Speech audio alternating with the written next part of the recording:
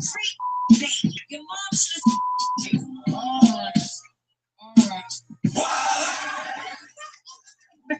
Before the wax, after the wax.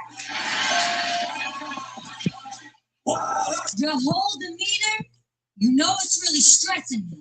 Since you look like a Muppet, the only street you ever seen is Sesame. I don't even get it. That's sad. But speaking of Oscar the Grouch, your box is mad trash. I mean, so that's something you should really look at properly. But if I did hit, I bet you'll call me a cookie monster. Okay. Me call you the Cookie Monster? Con, hell no. When you put that little thing in, it only tickled me, Elmo. Listen, Candy, in the Switzer is Mars. Why they call you Candy? You ain't got no bars. You know me, I'm always chilling on the scene. How you broke no scrubs with only scrubs on your teeth? The topic is makeup.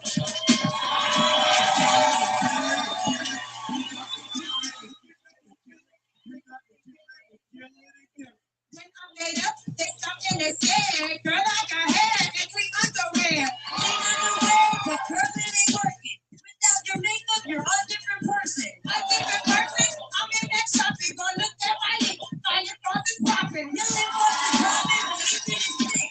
You left it all, I think it is.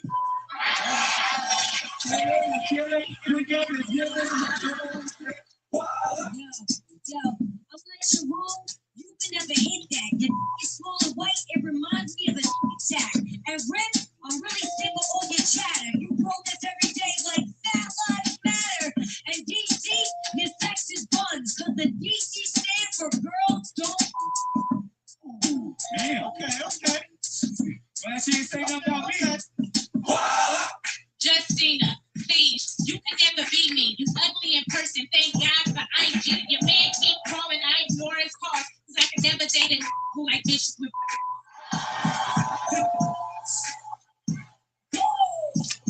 Okay. I look like a man. Okay, you're an actress. Every time you meet a guy, he feels catfish.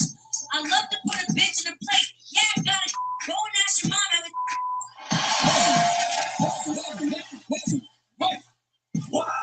You are like the topic is beachy. You are like, yeah, I'm playing in the sand. I'm playing in the sand. I'm playing in the sand. You are like, I'm riding away. I'm riding away. Now you are. now I'm going this. Now I'm going this. Now I'm going this. Now you are like, You got trash.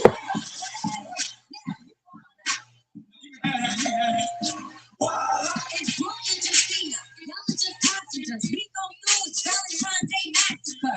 DC, why you screaming thug like? You look like the main character from a Pug Blood. now look, cool. I'm a $1 million fan. Look, this ain't got nothing to do with you, because you need to get your damn relationship get checked. So listen, white girl, why you coming to me?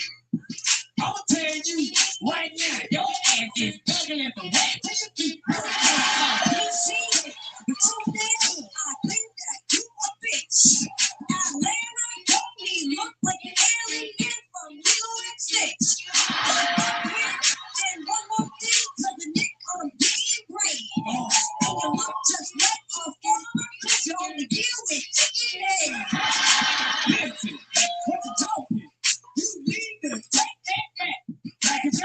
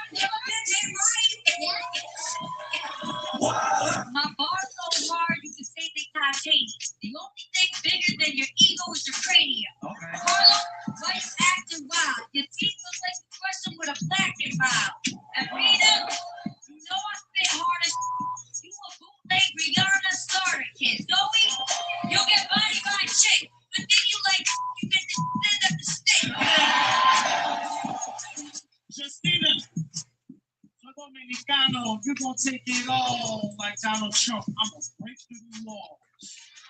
Okay, that was Break you. through the wall. Okay. Now, you can break through the wall. That's not important. If we don't impeach him, you're getting deported. Hey, yo, Justina, you being a freak, we don't doubt that. Going on a bunch of rappers, I can vouch that. It's to the point Superhead called that she said she want her mouth back.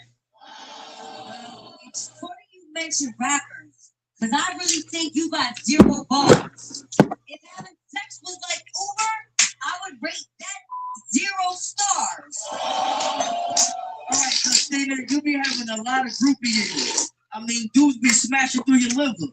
In Atlanta, they said you smell like the Chattahoochee River. Alright, you said my smell like the Chattahoochee River? I bet the crowd think I'm musty, y'all.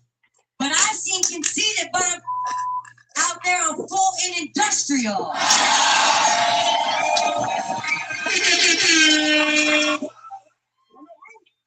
Your body look like a frog.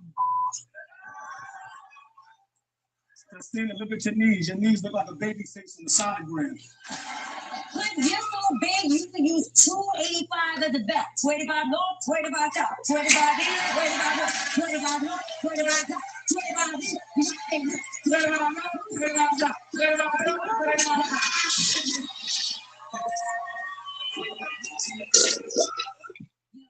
Listen.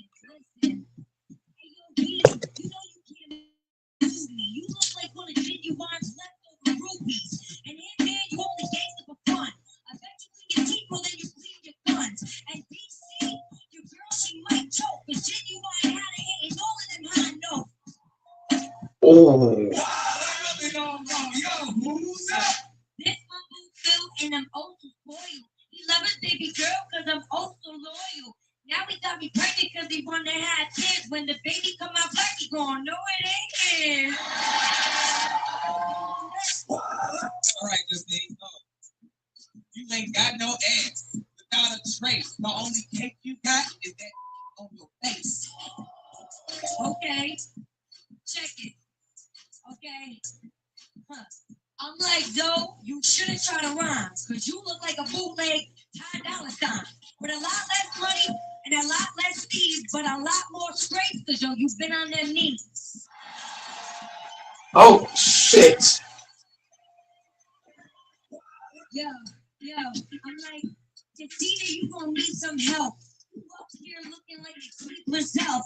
And DC, I walk out talking it. You look like a praying man just dipped in some chocolate. I took it out. Why are you buzzing? How you a housewife and you can't even keep your husband?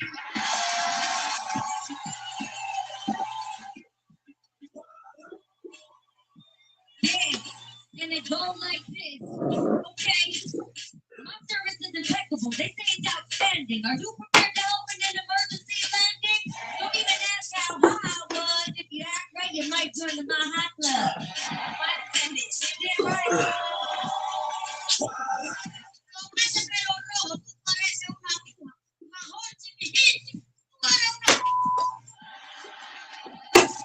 Wow. They got me rapping with a kid. Now I'm looking crazy. No puedo hablar contigo porque tú eres un baby. It's a real. I really do like your wilding out girl. Can one of y'all come and change the diaper? Hey, Sharon. I'm not gonna lie. You look good, so I just have a compliment. Yeah, you like that. Tyrone, you look so good. I'll let you blow my. Put me in submission. I bet y'all won't tap out. Shoot your shot. You like some rock? What? I got hair. They clean underwear.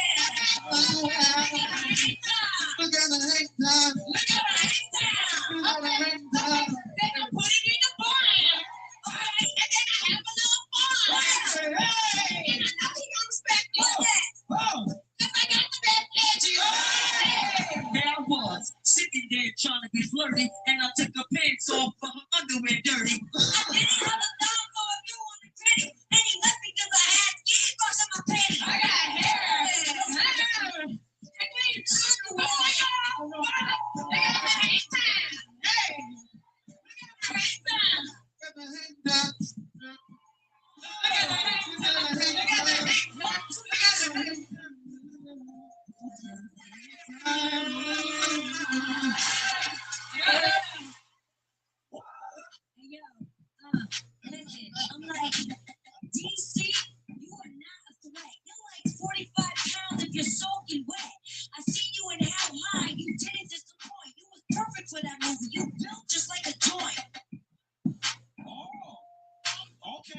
Okay, all right.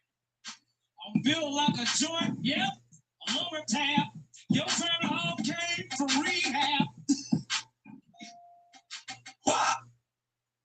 Hey, Meta, take a video.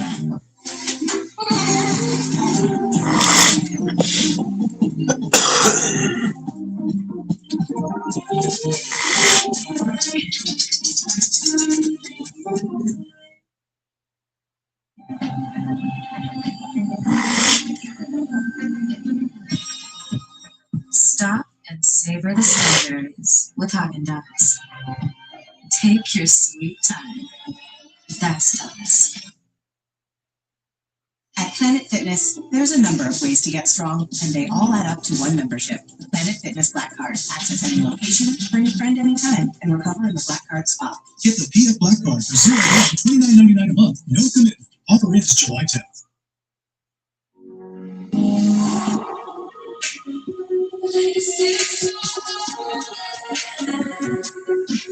Get the success. Yo, OG, it's your girl Justina. I'm the boss white girl, they call me Coco. I dug your hit song, I'm in love with you, Coco, but are you still relevant? The answer is no, no.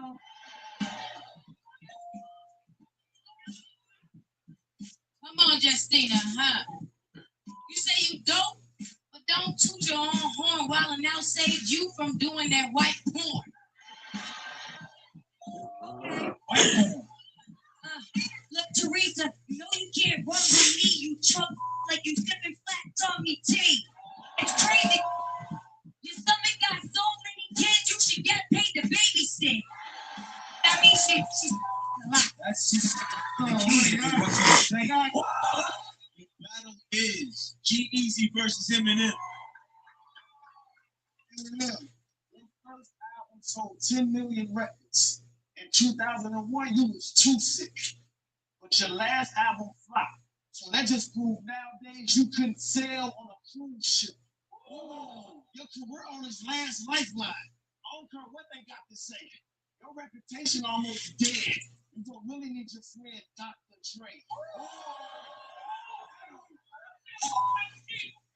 I paid the path for occasion rap, and I don't even need to go and say it's fact, because every time you in the studio, you play my track for inspiration, even though you straight up trash. And you should give me a Father's Day gift every time that you see, because without Eminem, there'd be no G.E.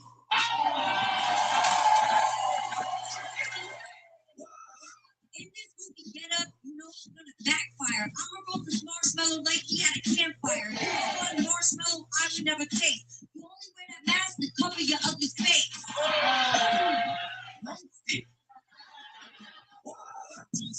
You don't get up on it. That's why Charlie smell like garlic. Now I'm about to get on you. You not gonna beat me, Sally. If you take your makeup off, you will look like that. In the face. In the face.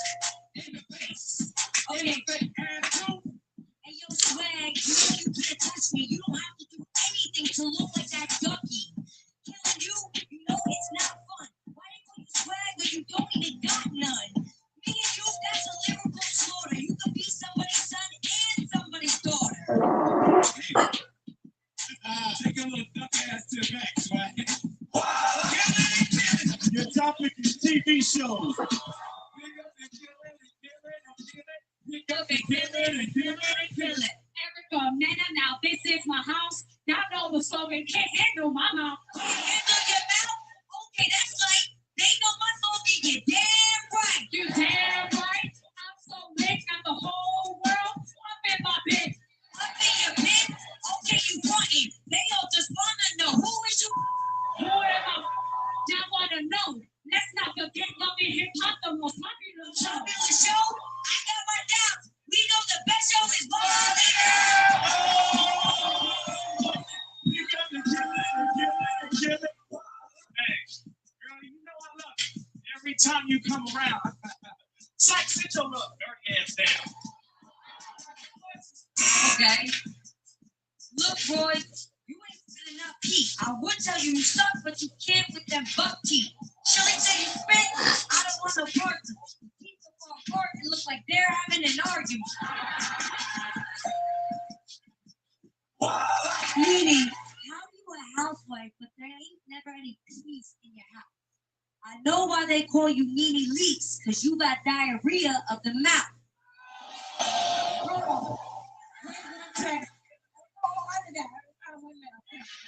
Fans think you're messy and they wish you would do better. You should introduce your top lip to your bottom lip because they ain't never been together. I got you.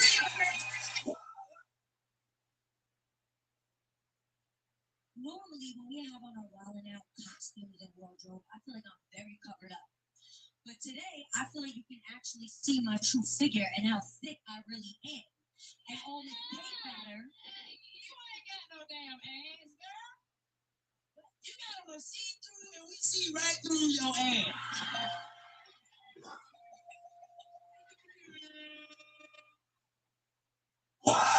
Big Mac, I know you're scared of the gym pass. You're so fat that you keep frying your Tic Tacs. You're drinking gravy, but you need to switch to Slim Fast. You ain't got no carbs, but all you eating is Kit Kat. Be quiet. Y'all heard me. Hey, Justine, me and you, we could be a great rival. I love your movies, Little Mermaid on 8 Mile. Get past, you lost me. Wendy, don't talk to me unless you got my frosty. Oh. Then you get done worse. You probably run first. I'm playing for the power team. Julia, some power cream. Buddy Mike can't see me. You look too much like DC. All-star, where you wear that? Can you play with me with the hair back? Jacob, let me set it up. You're the worst competitor. The only show you're good on is how to catch a predator. And I that I am real lead. I'll write my own. I ain't nothing like Iggy. I ain't got time to be going back and forth with you all night. You said you not like Iggy. You got to run. Well, hey man, I got real cake. Hers is real fake. You wanna fight with me, but you just like a real steak. That was real weak. They all went to sleep. Hit me up.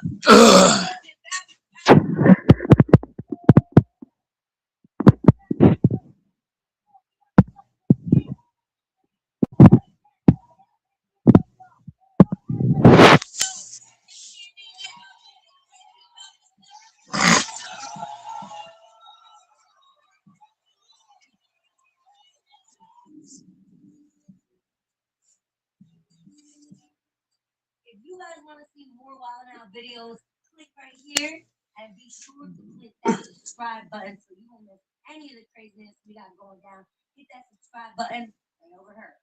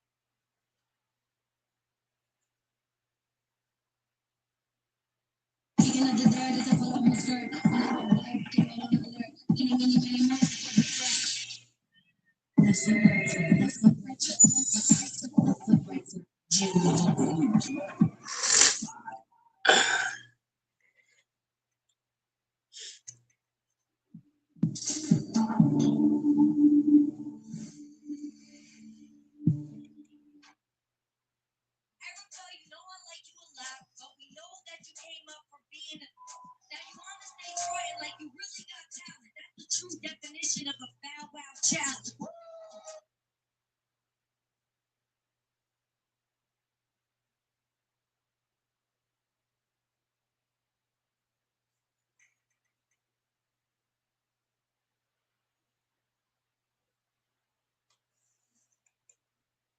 Lifeline. I don't care what they got to say.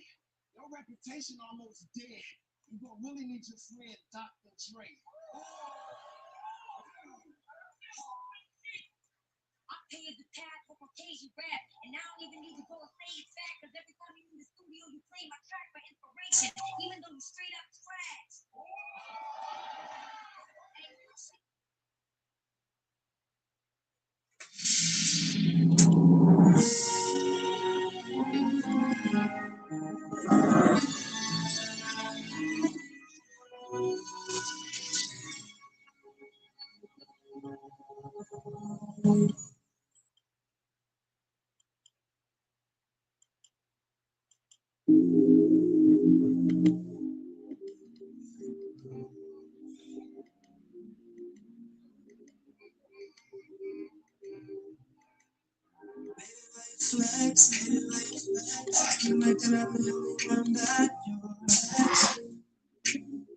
Can I see you in that gold dress away?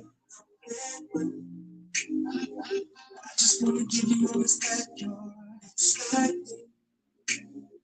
Baby, let's take a ride. Just send me your location. Just send me your, just send me your location.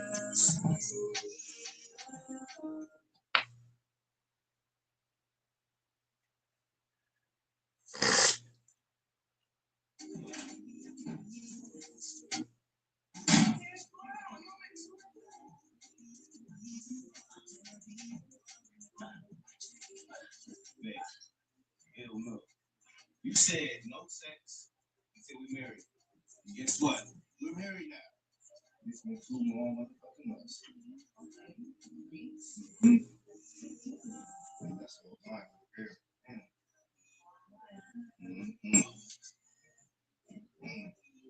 Ooh, I like that. Hard. Sir, what you put on?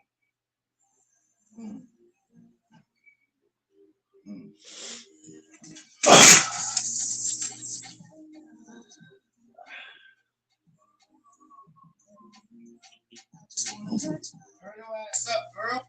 Yes. You wait 2 long months. I sound like 2 seconds.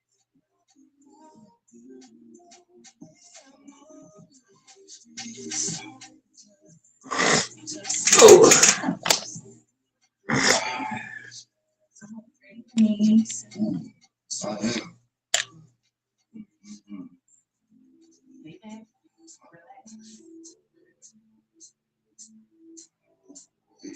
That's what I'm talking about.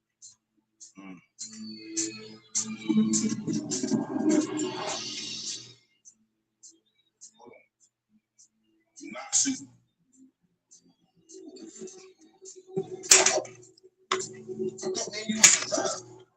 It's so good.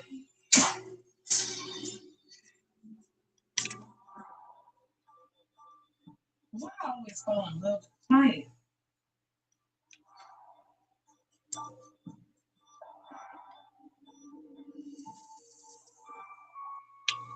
This is all part of the plan. All part of the plan.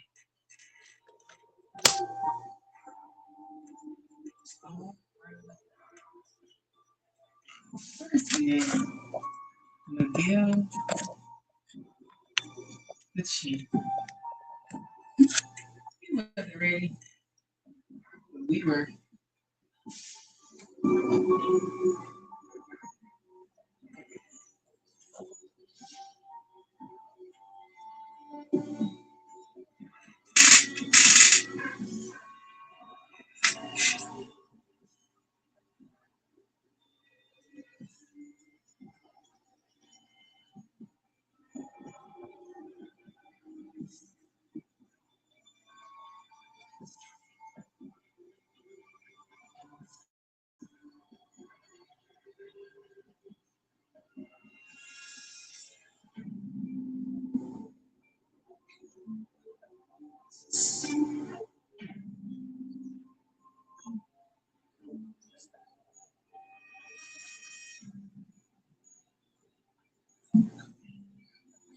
Let's call Miguel a liar.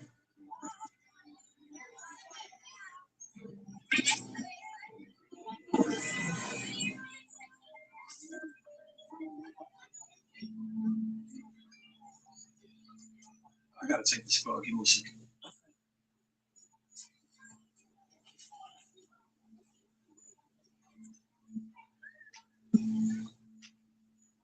Hello? I told you I don't want your ass no more.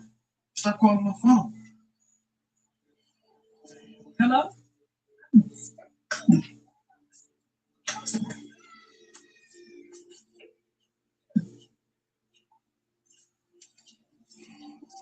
little bitch.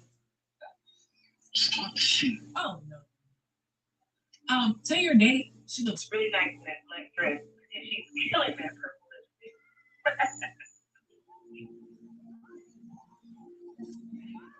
Little bitch, you crazy. No, you're crazy.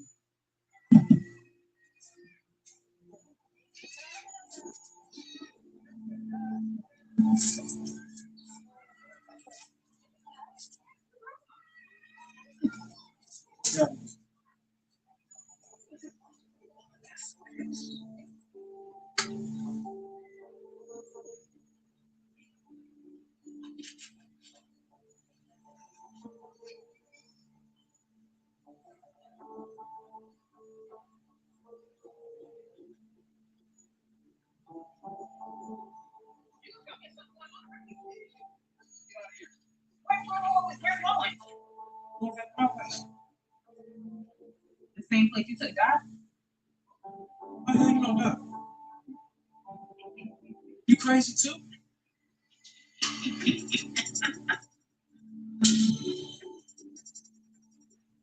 Big Jew? This is crazy.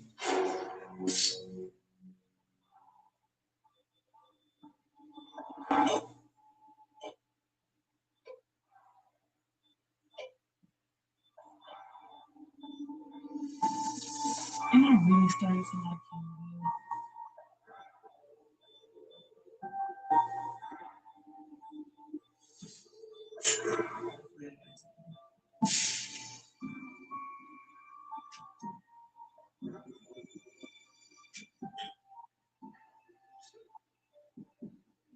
Then we had Kendrick's the liar. Okay, nah, maybe she the only one. This man got a whole damn like that. That man let her live.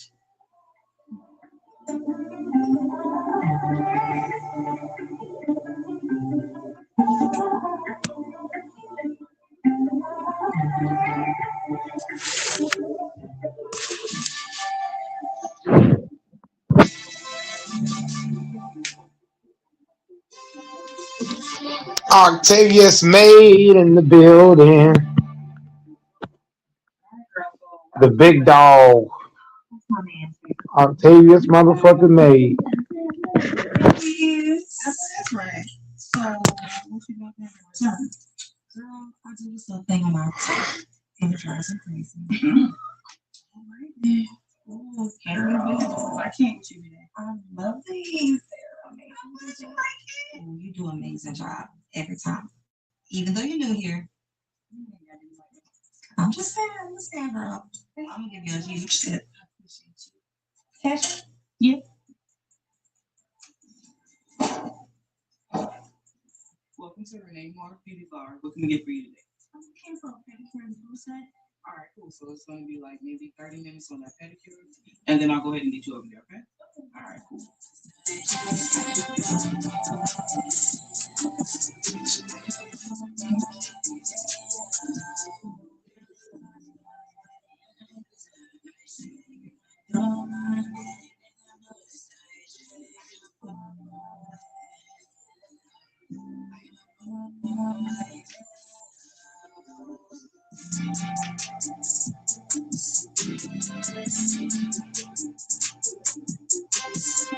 Honey, I'm done.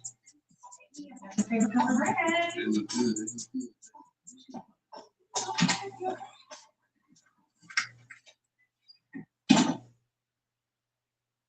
This is really nice. And you stay here alone? Until I find the right one. Might be. You need some baby water, wine. Why? In the cup. Okay.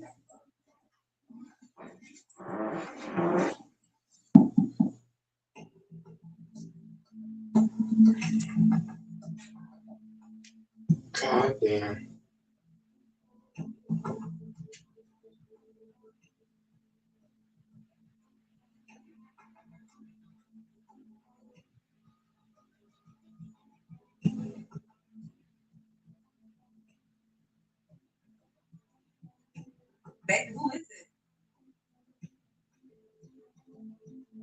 Nobody?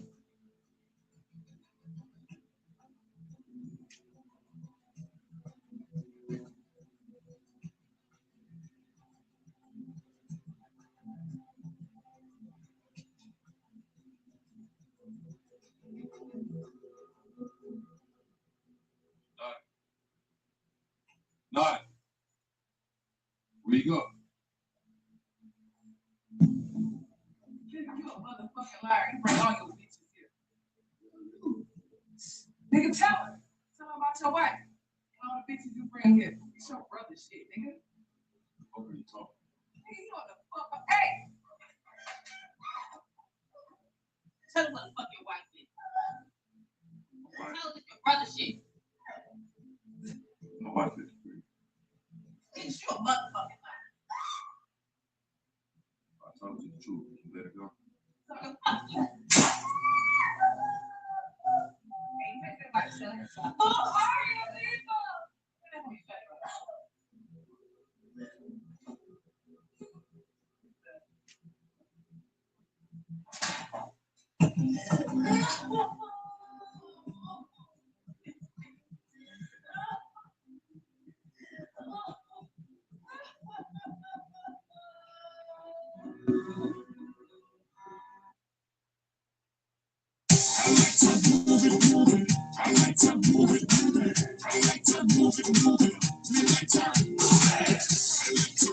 HEB delivers your Texas favorites in as little as 2 hours with lower fees and more time slots than ever.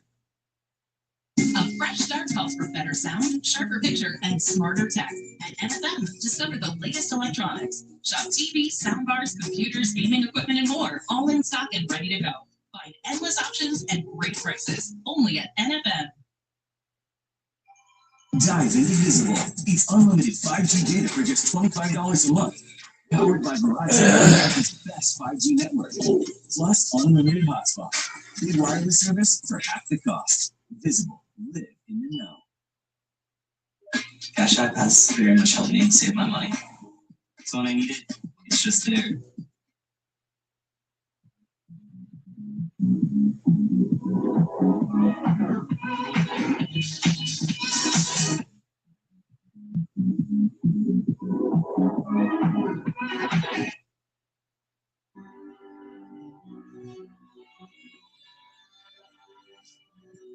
It's the shop. It's the front of the operation. The girls come here to either get dolled up or to kill their ex. That's Shay. She's a ball. She's a smart one. Do not try her out. We got Whitney. She a shooter. It's on the. She don't miss. You got my girl, Isis. Isis is the bird. She owns her own hot comb line. A couple other businesses too, but she's the bird.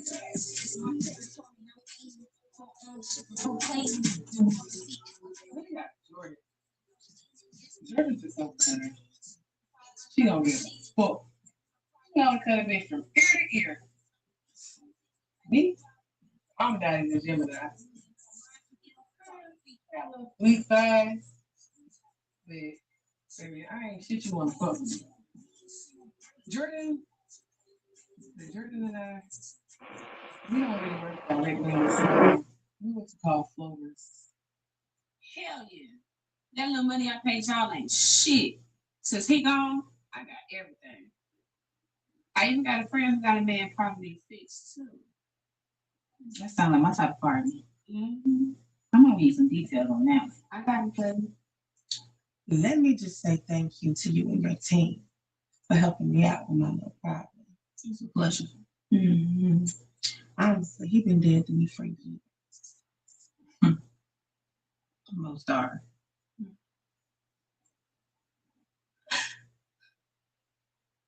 I wanted him dead. Do I deserve this?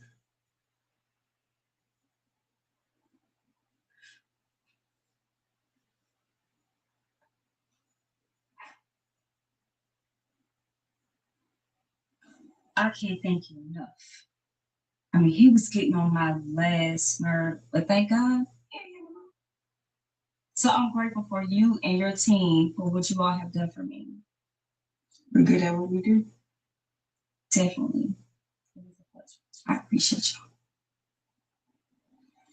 I heard you and your team can help me with my manage. You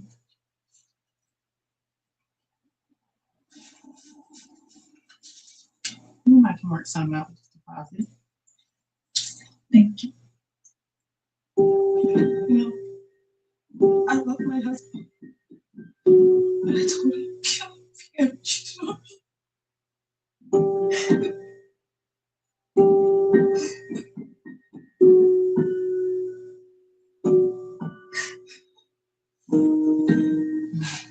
I see why Dre won't hurt your ass. And I thought that big tell my secret.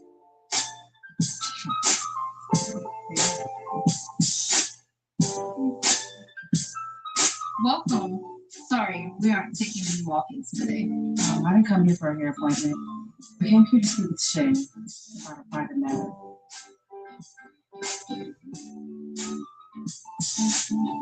Hey, I'm Shay. I'm finishing up with her right now. If you could give me 1 second, I'll meet with you out in the front. No problem.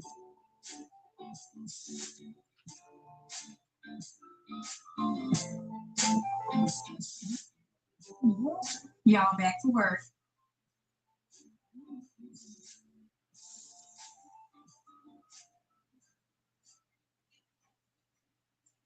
Hello, I'm Shay, and how can I help you?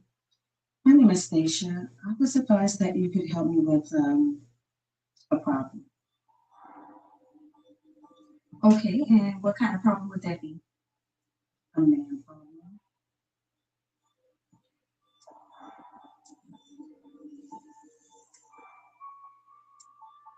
This is my ex, Jordan.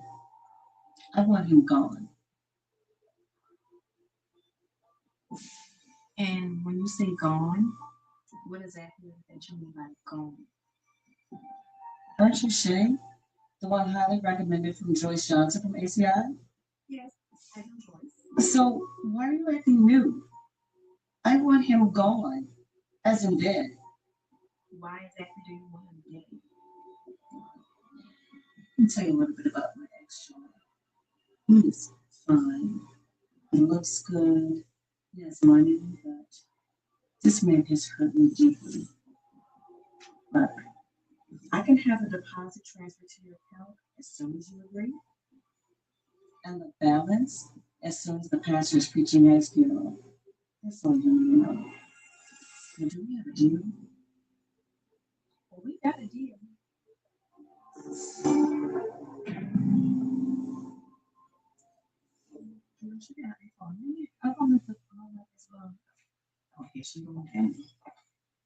So what was that about? Go ahead, spill the tea. We got another assignment. Girl, you know we like Period.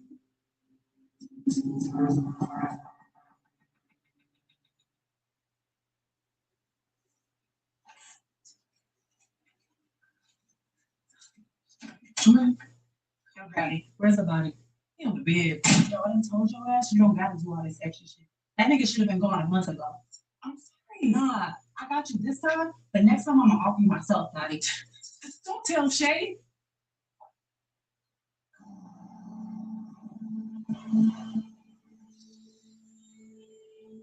Yeah, we trained under Grandmaster Elijah. Child, we started off slow. Greetings. I am Master Elijah. My job is to whip you guys into shape. The training is simple. In order to perform as one, you must train as a unit. The training will be mind, body, and soul. Understand? Understood? Let's begin. Come on, bit. Fight through it. Fight, you're almost there. Block out the pain, Jordan. Block out the pain. Hold it, ladies, hold it. As long as you can't fight through the pain. Stay off my ladder, stay off my ladder, don't stop. Stay off my ladder, don't stop. Stay off my ladder, don't stop. Keep it going. Go, go, go, go, go, go, go, go. Stay off my ladder, quick feet, don't stop, don't stop. Keep it going. Back through. Stay off my ladder, stay off my ladder. Good. Right grip. Good. Left black. Good. Raise. Dig in there. Good job. 4, 3, 1, 2, and hold it.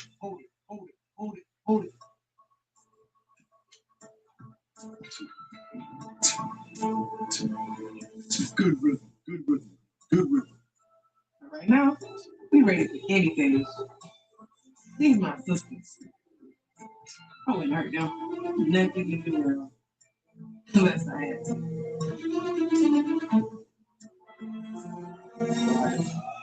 Yeah. So the first thing should be step. Here we go.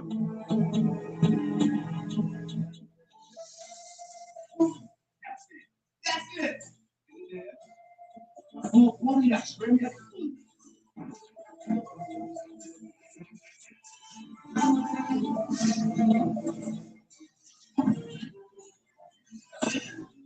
Good job. So position here, finger 9 on the trigger. That's it.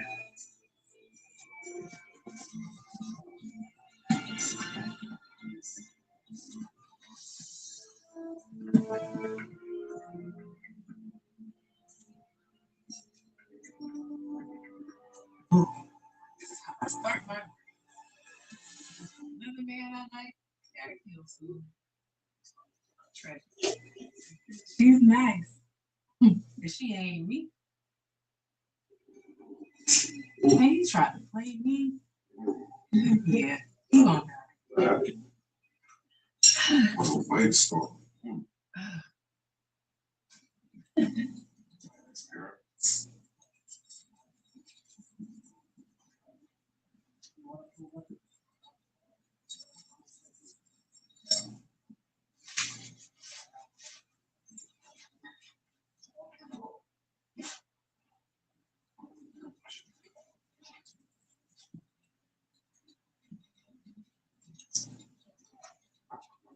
Come here. Let me guess. You must be the person who set up an appointment with me. Don't tell me. Isis Daniels. Yes. Damn, you fine. I'm Jory Lennon. Where's my manners? Have a seat.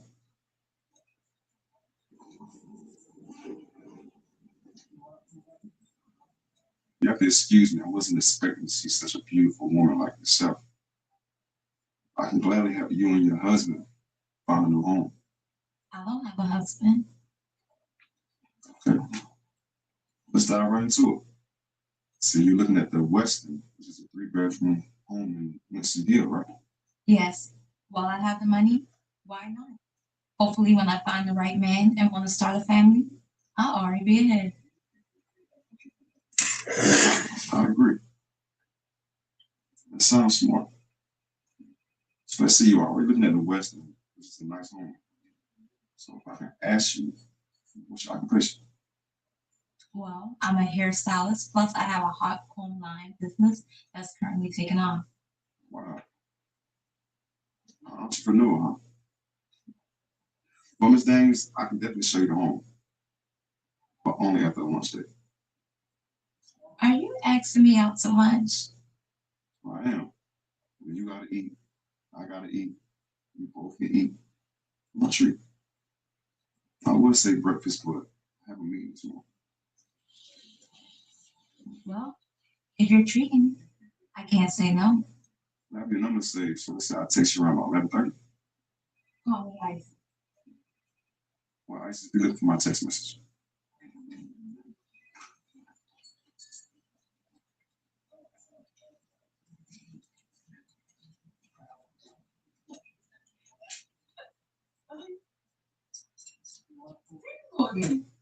No, I can't help it. Really?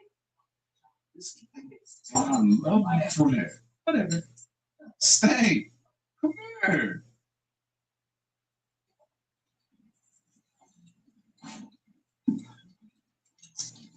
Oh, what the hell was that? That? Yes.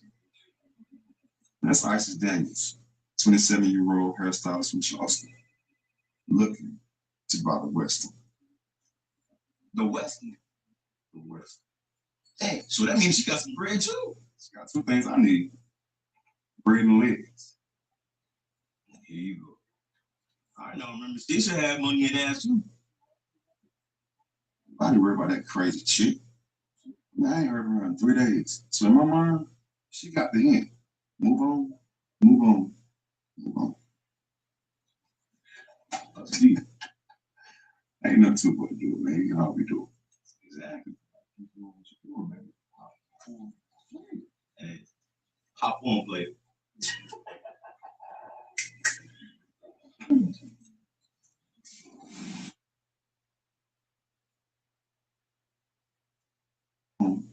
Move on. See, ain't nothing too good to do, man. You know how we do it. Exactly. Keep doing what you're doing, man. Hop on, play. Hey, hop on, play.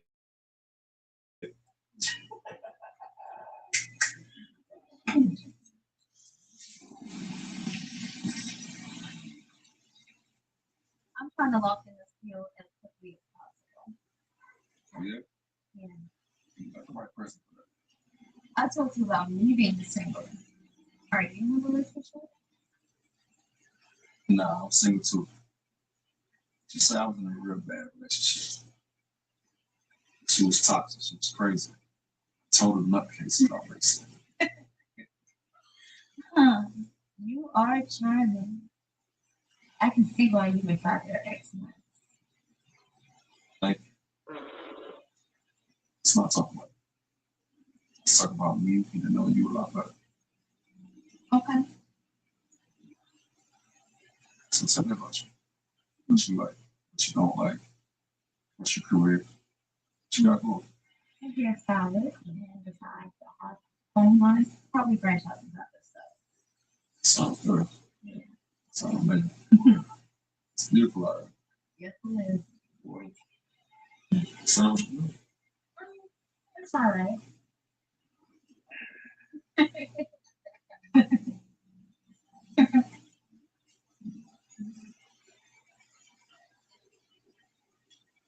It's not for us, pretty much.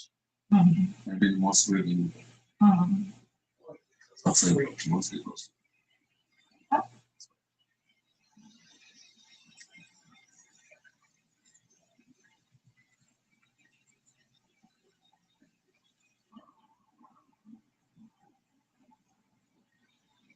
want to say something. Why you my top priority? So when I get back to the office, I'm check those numbers for you. Make sure everything's okay. You seem like someone I can trust. Trust me, I am. Most of them. Good luck. Be careful. All right. Let's do this again.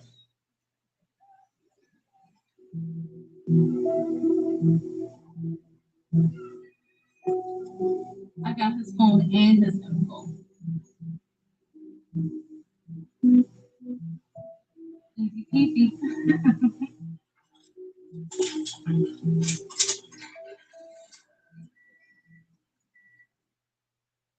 Say hello to Zero, the easiest way to stop worrying about cash flow. Spend less time balancing and more time building. It's powerful enough for your accountant, simple enough for you. Try Zero today.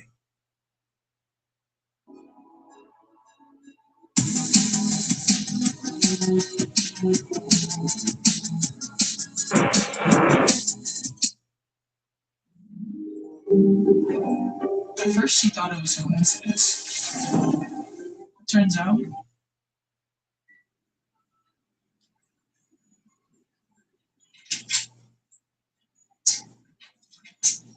oh, great. You have a good lunch?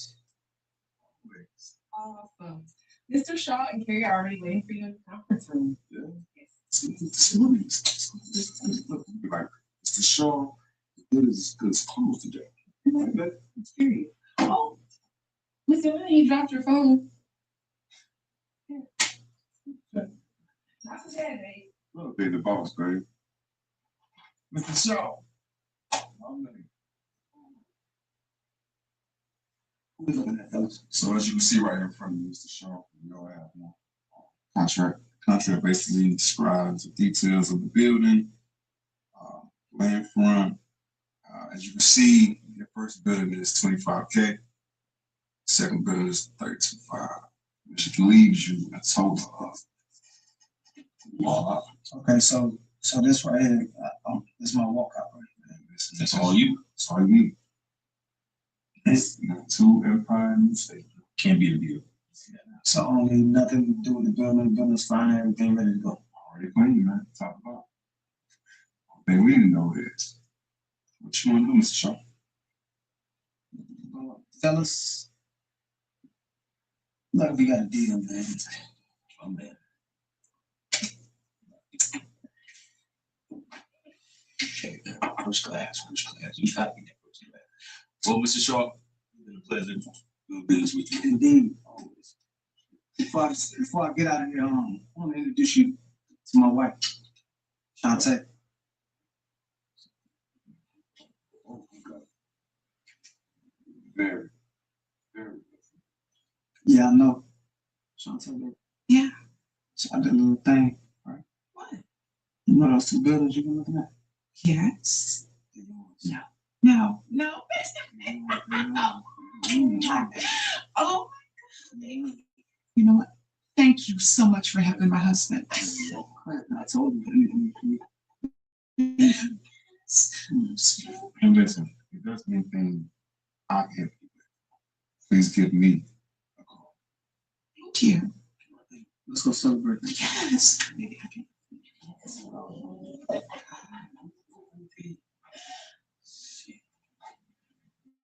You think we're okay? You don't think it was a big risk, but naked.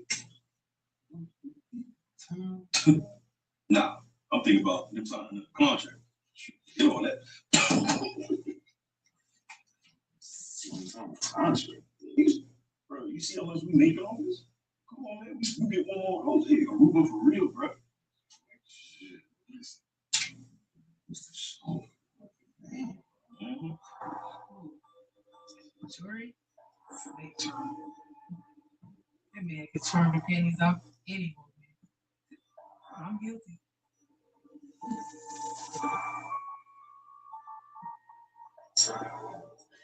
Let's eat right early in the morning. How this from? So thank you for having my back. The way the business set up things, about to take off, I will take you with me. For real. Serious. I won't take you. I appreciate you. Appreciate you. So we got to go get some drinks. Appreciate you. Celebration. You grab my present.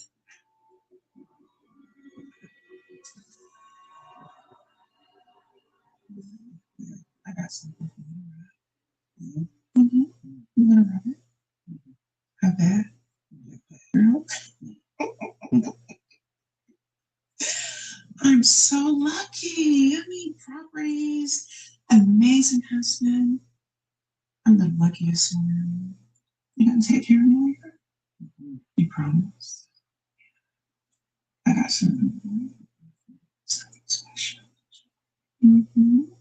You want it? I'm gonna go upstairs, okay? Mm-hmm. Be right back.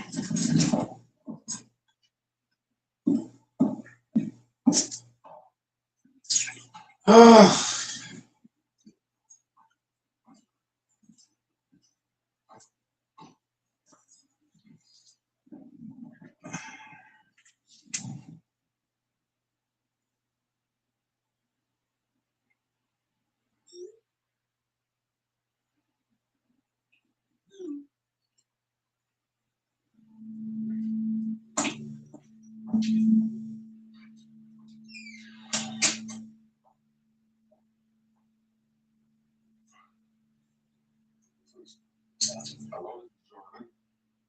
Hey, Jory. Hey, who is this? Yeah, this is Mrs. Shaw from earlier. Okay, how can I help You said if I need anything to call you, right? you? I mean, yes. How can I help you, Miss Shaw? I would like to meet up with you tonight. Can we meet for a few minutes right Right now? now? Yeah. Yeah, we can meet. Look, there's a bar on River Avenue by the Grass Park.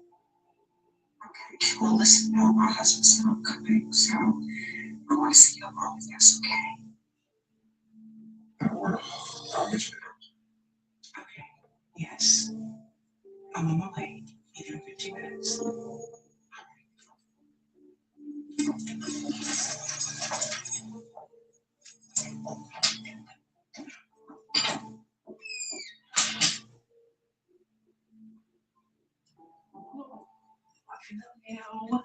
I can use a drink after this day I had. So I'm sorry, Doc. Some boy just came up. So we're gonna have to reschedule this. Don't be mad. I'm not mad. I really need that drink. I'm gonna cash at you. And you can still go.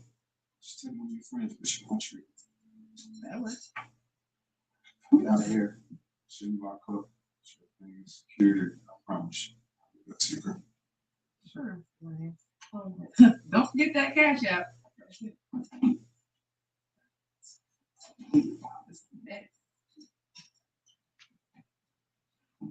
Forget to send my cash out. What's going on?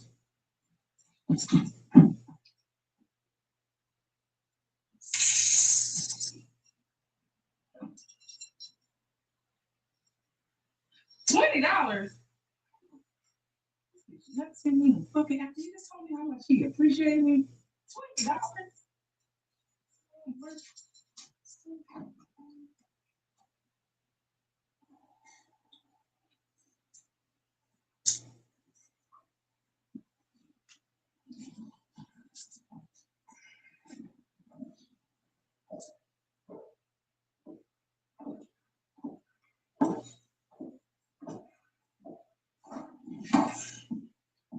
Going out with the girls tonight. You look great. Make sure you tell Felicia and Mom I said hi. I sure will. You say something. Baby, I love you. I love you too. Give me some, give me some, give me some. You ain't had to I'll do see you that. later. You feel short, girl.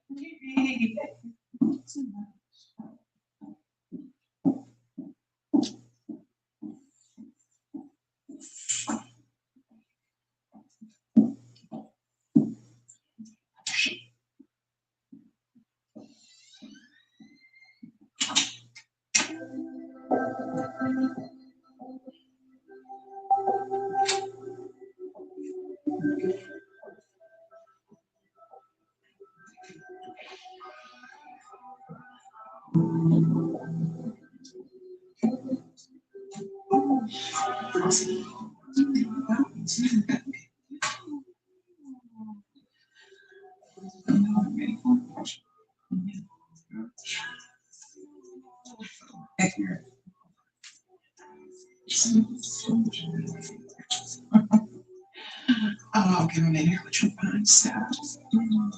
Let's take this spoon. Oh, yeah.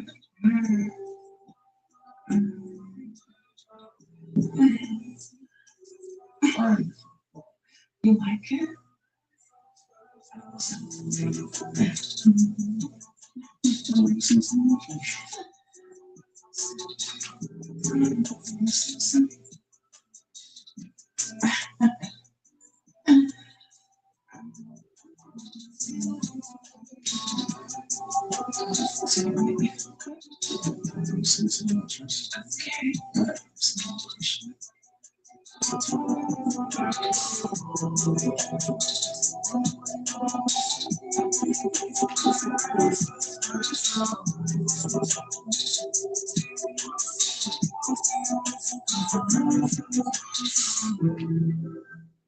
Lord mercy. Oh. Lay out the flies with Chewy and stay prepared all season long.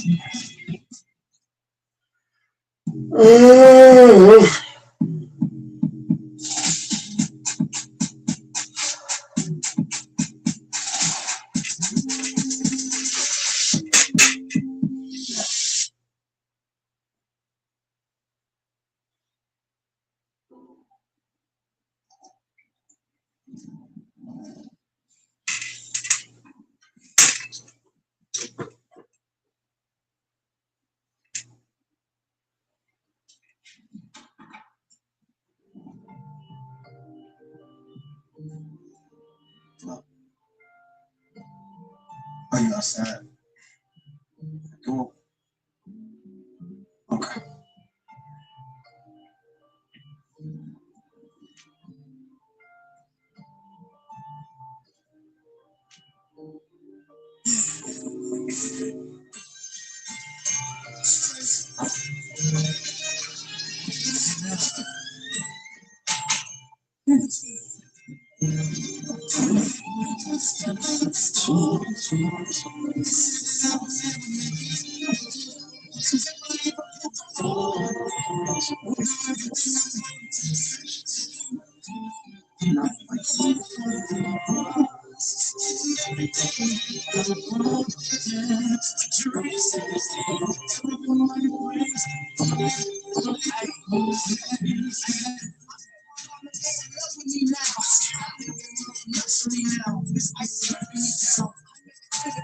Look at me now.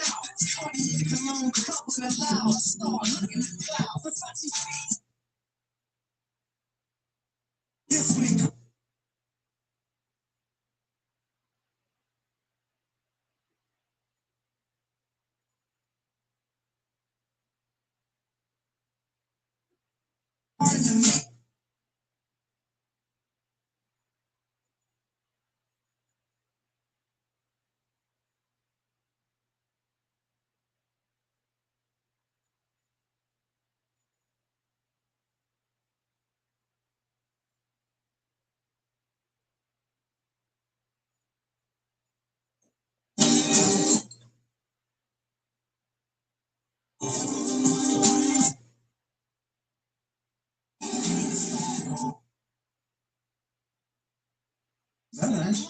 Well, thank you. Well, all wrong as you. You sure? Like you're not worried about her coming to find us here or nothing? Hey, look, listen. Once she's gone, she's gone. I don't want to talk about her. How you like the car wash? I love my car. But I'm still just a little just nervous. A little what? Like, okay. It'll make you feel comfortable. Okay. I'll show you exactly what she is right now.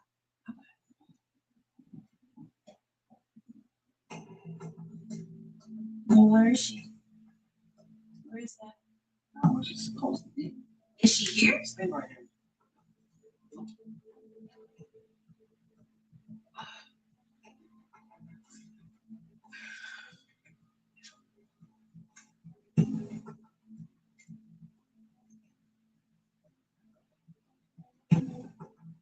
Kill this bitch.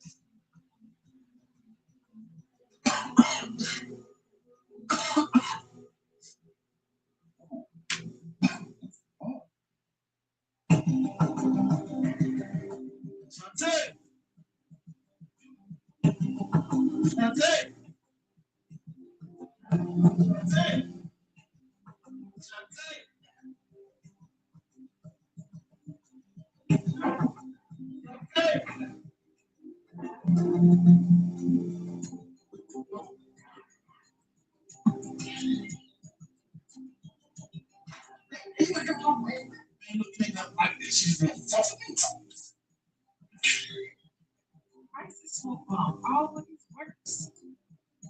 And Jordan too smart for his own good.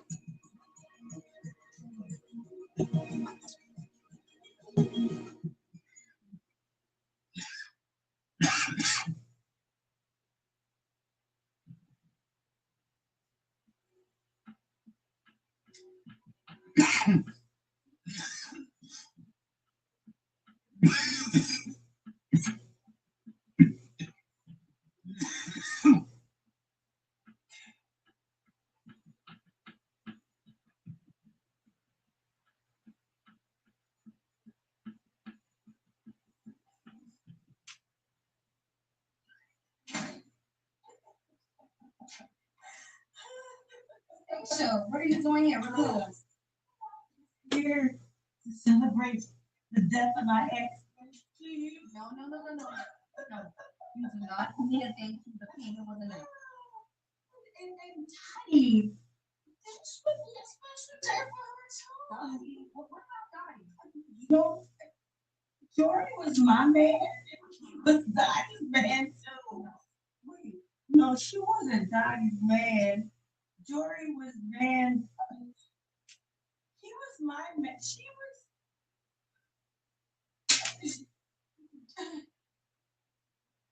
Jory was my man, and he was Dottie's man too. And we got pregnant at the same time, and then lost our baby at the same damn time.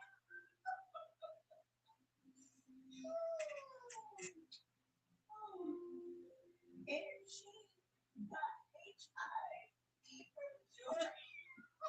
And now, Tisha, you don't have to go telling her business. The secrets that we keep to protect our land. Or is it to protect us?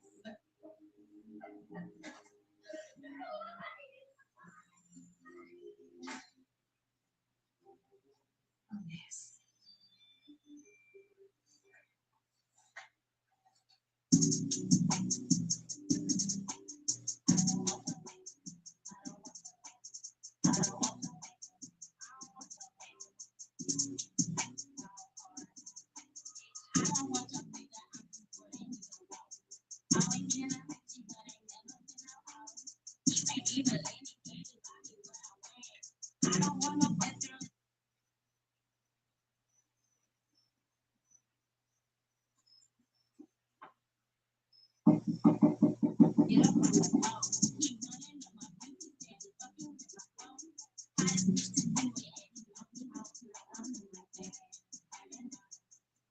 Oh, hey, boss. Hey, you got any company? You busy? Not here, Jimmy.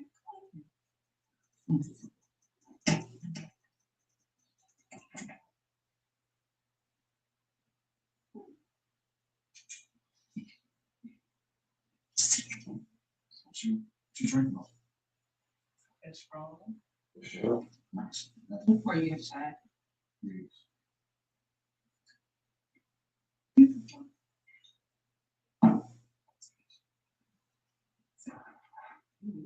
Trying to be real with you, all right? I look like somebody trying to kill you.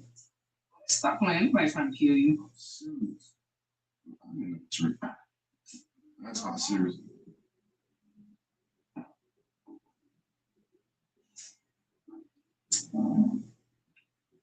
But for real, who didn't try to kill you? I don't know. That's the crazy part. Like, I know I'm living in doubt. Damn. Like, I don't know. Who the fuck was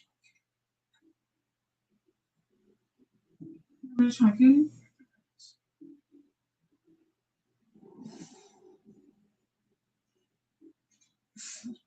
Baby, you say it.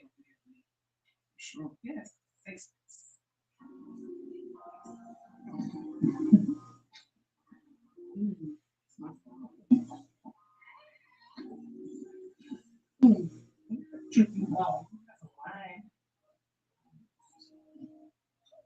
Let's get tired here. Are we cool in that room? Who wants to see? It's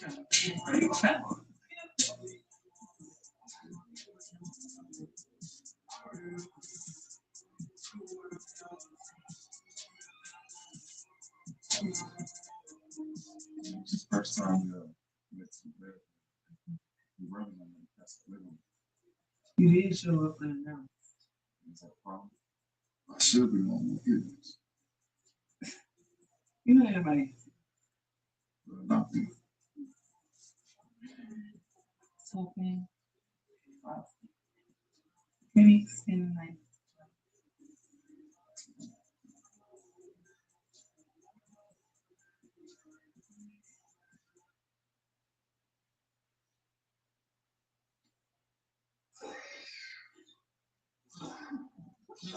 Are you okay?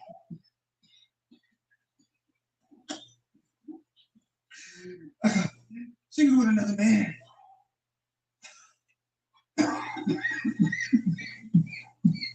Here. Drink some water. What happened? I think my wife is dead. What? What did you do? I didn't do nothing. The bitch was with the guy that sold me the properties earlier. It was at one of my other properties. I got there, there was a smell.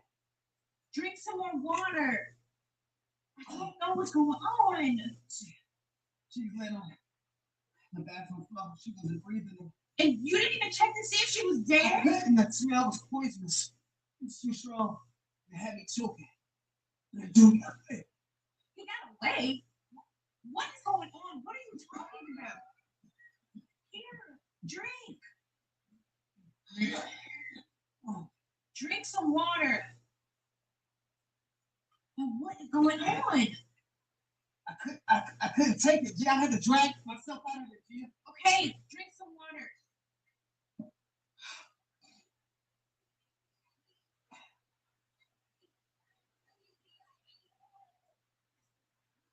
There was a woman. And she had on all black. Was it somebody you know? Was it one of your like friends or something? You recognize like her? I didn't know her. She had something to do with this. Okay, this is too much. I need a man.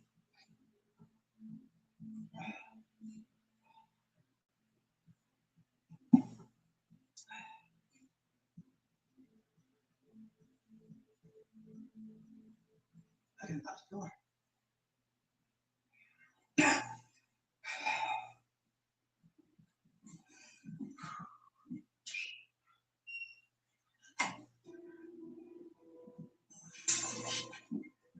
What's this? You fucking found me. Sit your ass the fuck down.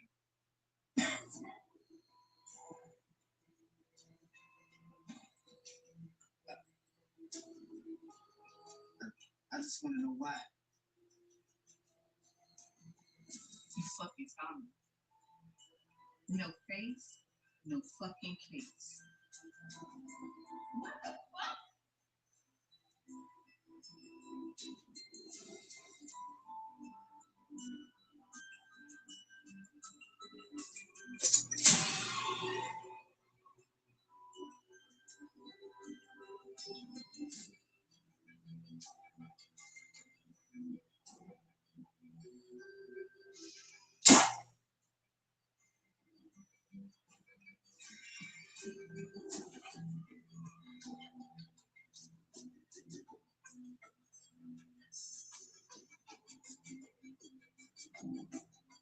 You know, I need to think about the location I'm taking.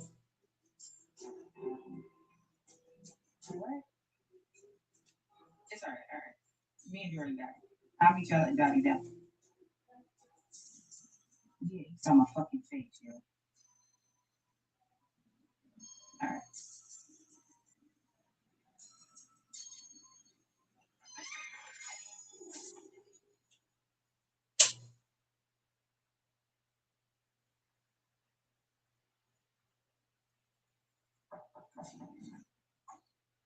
Shit. Wake up. Get up. Get up. Oh my God.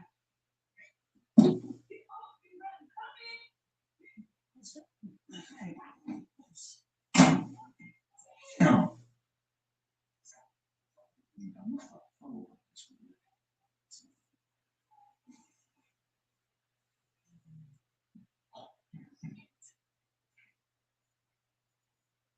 God. We need to fucking talk. What's up? Someone needs to what's up?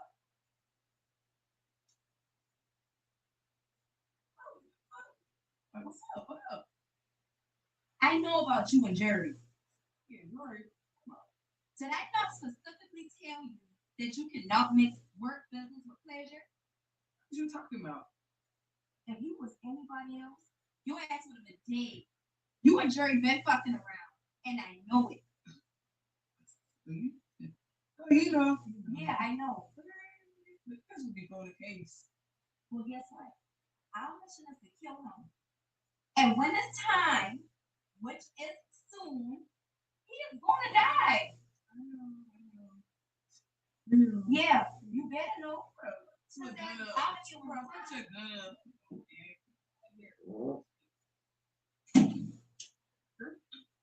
I've been here by myself, dancing, jamming, you know.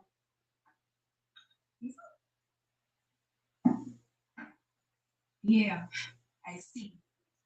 And you need to clean up. But anyways, I came here because I need to tell you something. Are you quitting the call? No, I couldn't have. You gonna need to have a seat for this.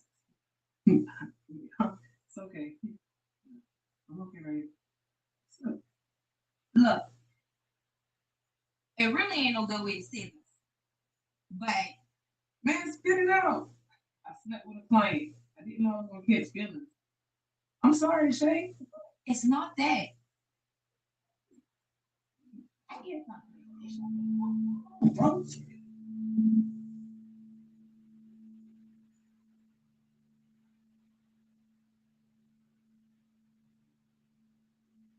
I get something. Somebody gotta be in here. I want to say, somebody must be in here.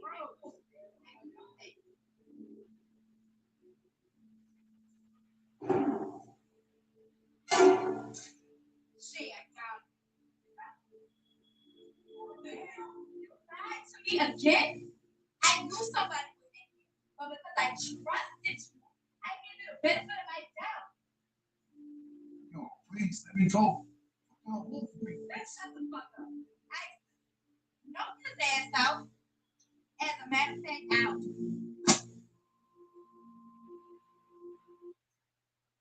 Say hello to Zero. See exactly where your business stands with no guesswork. Get instant, accurate reports so you can make smarter decisions. It's powerful enough for your accountant, simple enough for you. Try Zero today. Any pizza, any toppings, just $9.99. Even stuffed crust. Absolute magic.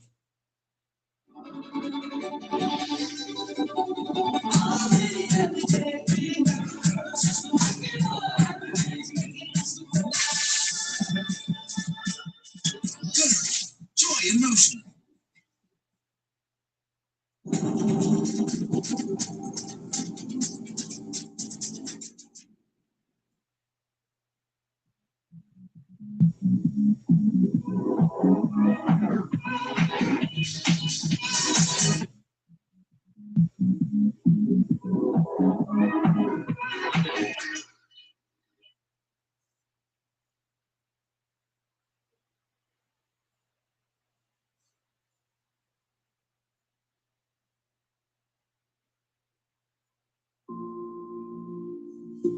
I don't know why the fuck you still talking to this lying ass bitch.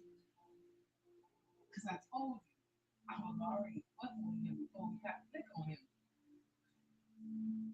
Bitch, you turn this for a motherfucking nigga. Ain't shit nigga at that. Not too much, not too much. Cause yeah, I made a mistake. Y'all act like I was protecting the nigga or something. I was trying to get. That's it. Come dick my ass. We should pop your ass. Missing training, missing assignment. Oh, because you don't want to get your hands dirty with him? Oh shit, y'all, he coming too. Yo, I got shit to do with more. Bitch, you better kill his ass. Hey, yo, Jory, you ready to meet your maker? Bitch, shoot him. Damn, you almost on Romeo and Juliet type of shit. Shoot him.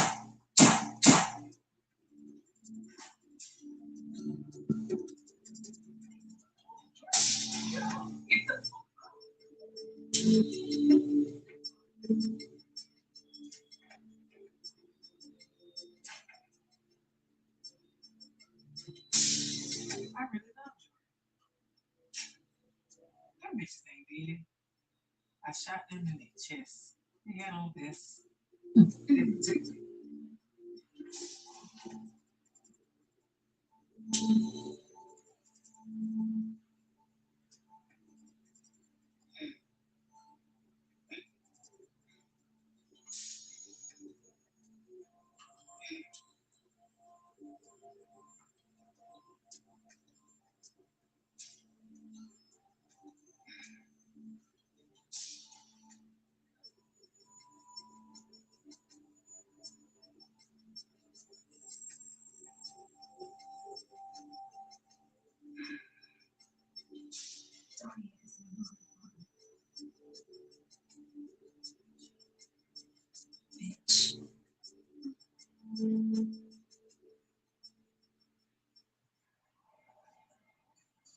So we are far, far, far away. But I'm happy.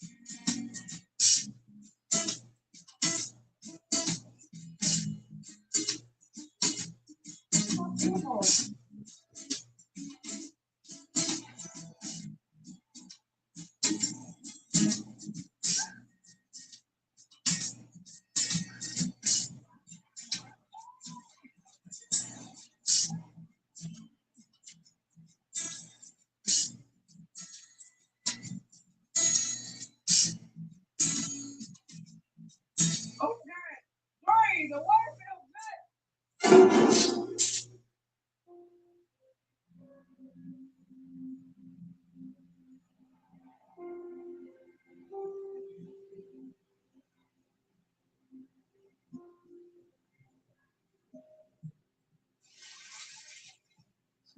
I fell in love again. She broke him.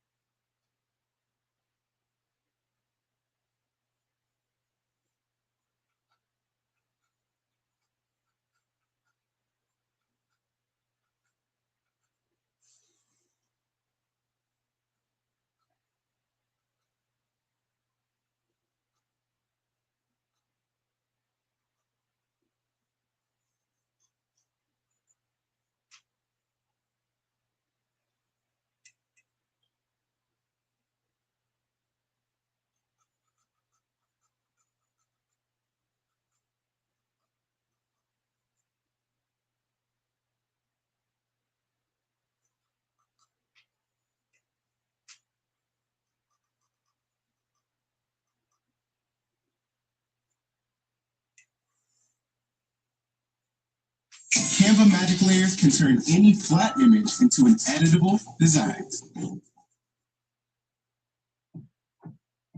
From is it possible to anything is possible. So the team bounce, you have 4 power, 3 on the choice. Bonus is 6. Flying off balance. Makes it in for Dallas. He's so good at moving out the ball. He's so good going to the basket.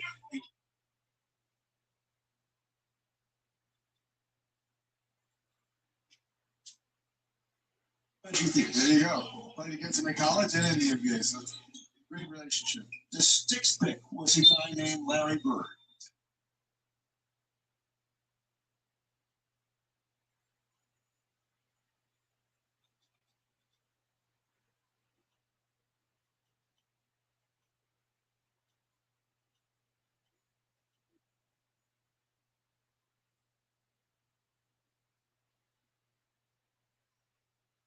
Yes. And they stashed him for a year. They did stash him for a year.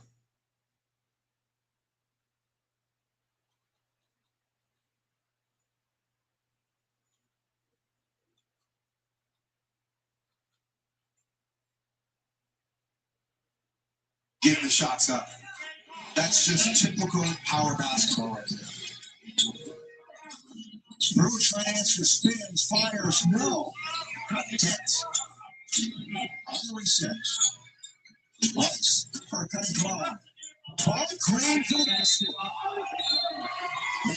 With the 16-6 lead, time out of the 4th. Once again, Klein on the catch, on the pass, goes straight to the basket.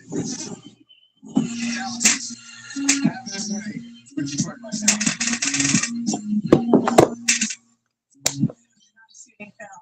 now. Thank you, Coach. Coach, your team is playing phenomenal basketball, 2-0. What do you attribute that to as well? How does that start this season? They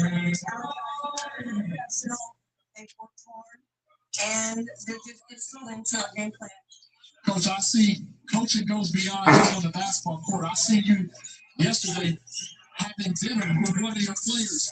How does that translate to success on the court? Green spots up. Quarter 3. Too much. And there looks still Detroit. Nice one to get up. It's a 3-on-2. Twice is hurt.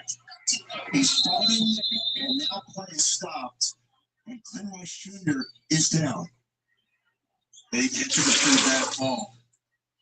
Not sure if he twisted his ankle or something else, but it looked pretty serious. Came out from under him, yeah.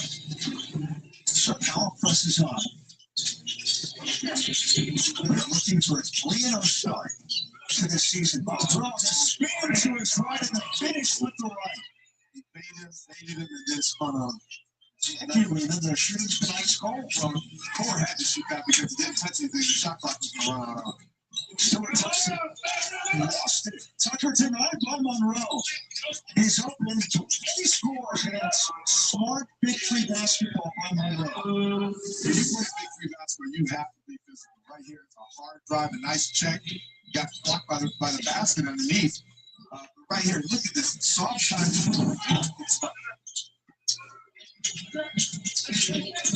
So with this for halftime, nails it. Tonight's a 16-point lead at the for Dallas. Dallas is just this is the 3 last year Core with 13 threes for the triplets was second in the league. Monroe on the right again, he scores. See, I think that unfortunately they don't want to give a 3 on the other side, but you got to give Corey Brewer some help with Monroe down there. There's no way he's going to be able to guard him. Wade Rifle won broadcast in week 1, and Reggie, he said, overload, force left, Monroe, showing he can go right. His core is back to this good. So they need Core to come back and play. He's better than what his stats say right now. I'm always about mismatches, and when you can overload the side, and like Rick was talking about, that's what you want to do in big three basketball. Over the shoulder to Klein. Rainmaker's good for 3. That was a very typical play for Stewart. He drives with the idea, I'm driving for my teammate. As soon as he got to the open spot, he kicks it to the Klein. 30-11 power. Core against Monroe on the switch. Down to Green. They shade him. Core for three. Nails it for Detroit. Exactly what I'm talking about in terms of finding the guy in the post up to get the guy in the outside jumpers. That's the easy way to play 3-on-3 basketball. And the ball finds the Sear Core. Stewart takes away over Core. Hits it in the front. Tough shot. Tough shot. Get into your spot. Take your shot, young man.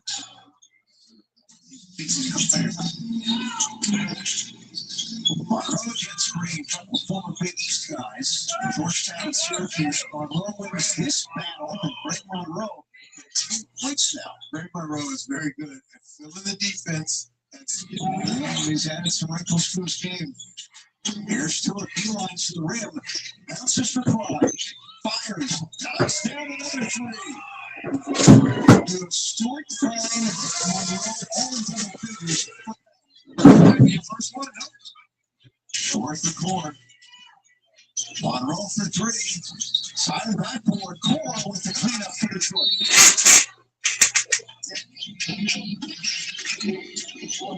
Howard Abbott. Here's Bino Smith, the fake. Step to his left, and a three that's good for Bino Smith against his former team. Yeah, no, he may have paid because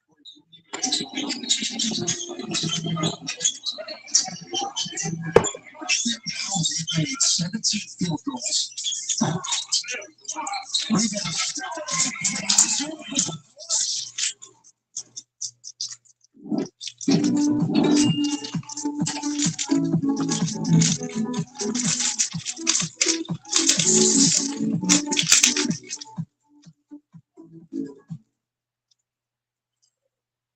Why do I care? Working for United Healthcare, I care because I want to make a difference. My members are me. They're my community. I always want to be that support person for my members. I'm so He used his quickness. As we talked about at the beginning of the game, he is one of the best all-around players in the history of the game. He has the ability to play all parts of the game. In big three action, he's very valuable. That's Bino against the Blueprints. And Core for three strokes it. He's got 17 all this half, but they're still down 43-28. Probably got him off into a bad start, not starting him in the beginning of the game. Coach trying to get a different rhythm, but he's finding a way right now. And Monroe, Mike Green for two, Greg Monroe with 12. You have three players for Power Reggie with at least 12 points. And remember, Weiss went down with the right knee injury. Big lead, resting up. Core for three. 20 points this half for the Sear Core. 15 straight for Detroit. It's not just a we won, we did it, but she really does it in a wonderful way. It's one of those scores for Detroit. Consistency is what's most important.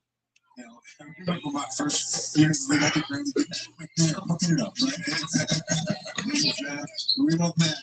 Core for four. There it is. The first one shot this victory season. Week one, the offensive team 1 for 6. So unfortunately, I don't know if the same move will work twice, but let's see. The pump fake for the first time. He's not going for it. He didn't go for it. He's 7. Oh, gets him up and banks it in. Got him off the ground. Same thing happened the first time. He gave me a little hesitancy. He eyebrow fake and went for it. Didn't work the first time here. Let me try it again. There you go. The Sear Core with 26 at Detroit's 30 this half. 29. Core hits it. So you make it, you take it, you get a 3. It's a 5-point game. And they were going to make a run. Core,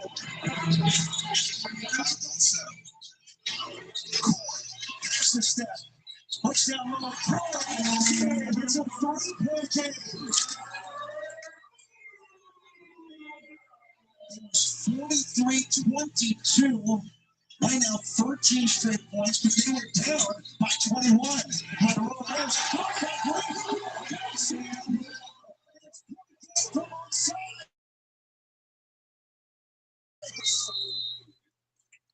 can't be 100%.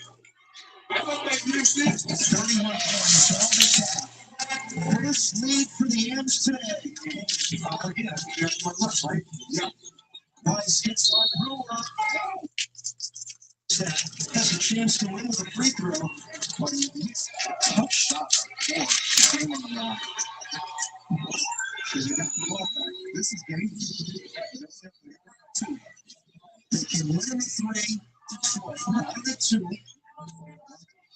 Bring it a shot. 4-8 to shoot. This for the win. Not there in air ball. Loose. Had a little time there. Four to shoot. It stays with Detroit. They change the call. They're going to look at it again. Did Brewer touch it last? It cannot just go one-on-one. You have to get the ball moving. You have to get a screen. It's Core backing down Stewart. Fades away. Missed it an air ball. My left to Rice. Now they didn't change the shot clock. Here Monroe did have possession. It should be power ball with what? 13 to shoot. Up for grabs, but if it's a violation, it's not at the rim.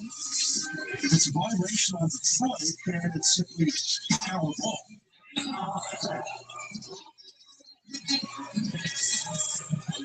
So that's not supposed to get. Better look for my guys. Great job from our crew. Like Jason Ross and Corey Fishman, and you see that all didn't change. See, it never changed when it got right to the rim.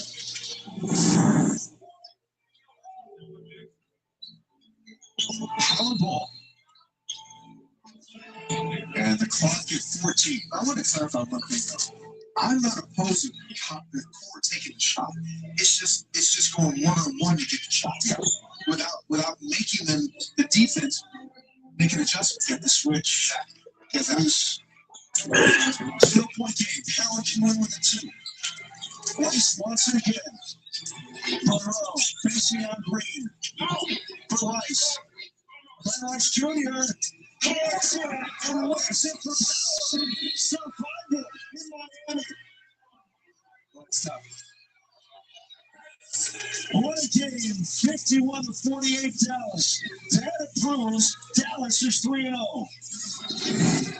Glenn Rice Jr. with a bad leg comes in. Didn't think he was going to play, but gets it done in the end. No doubt snatching up. Click. Join the 6-1 rewards program now and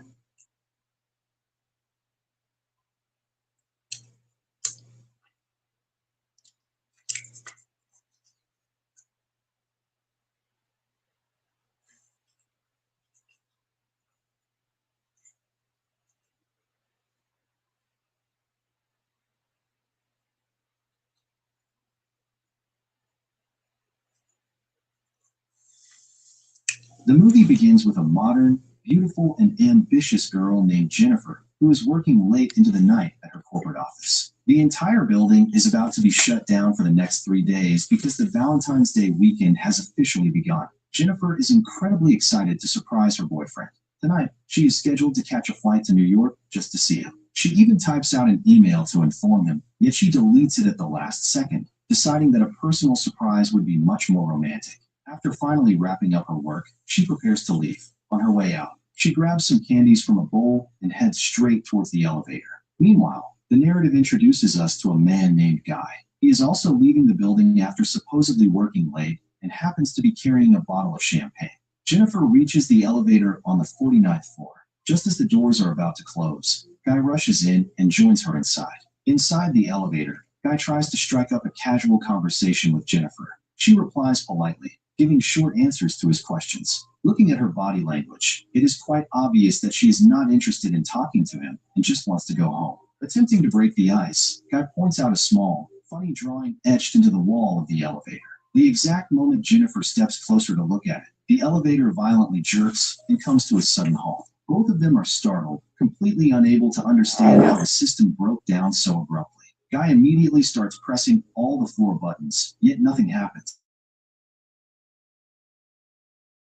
At Jennifer's request, he hits the emergency alarm button to send a distress signal. None of the buttons are responding. He then waves his hands at the security cameras, hoping someone in the control room is watching. Unfortunately, there is no response from there either. The harsh reality sets in. Everyone else had left for the weekend, leaving the building completely deserted. Jennifer begins to panic because her flight to New York is scheduled to depart in just an hour and a half. They both check their mobile phones, only to realize there is absolutely no network signal inside the steel shaft. Trapped with no communication, they frantically brainstorm ways to escape. After 15 minutes of mounting anxiety, they start banging on the heavy metal doors and shouting for help. Their voices merely echo inside the shaft. No one is outside to hear their cries. Jennifer's worry turns into desperation. She knows that if they remain stuck any longer, her romantic weekend plan will be entirely ruined.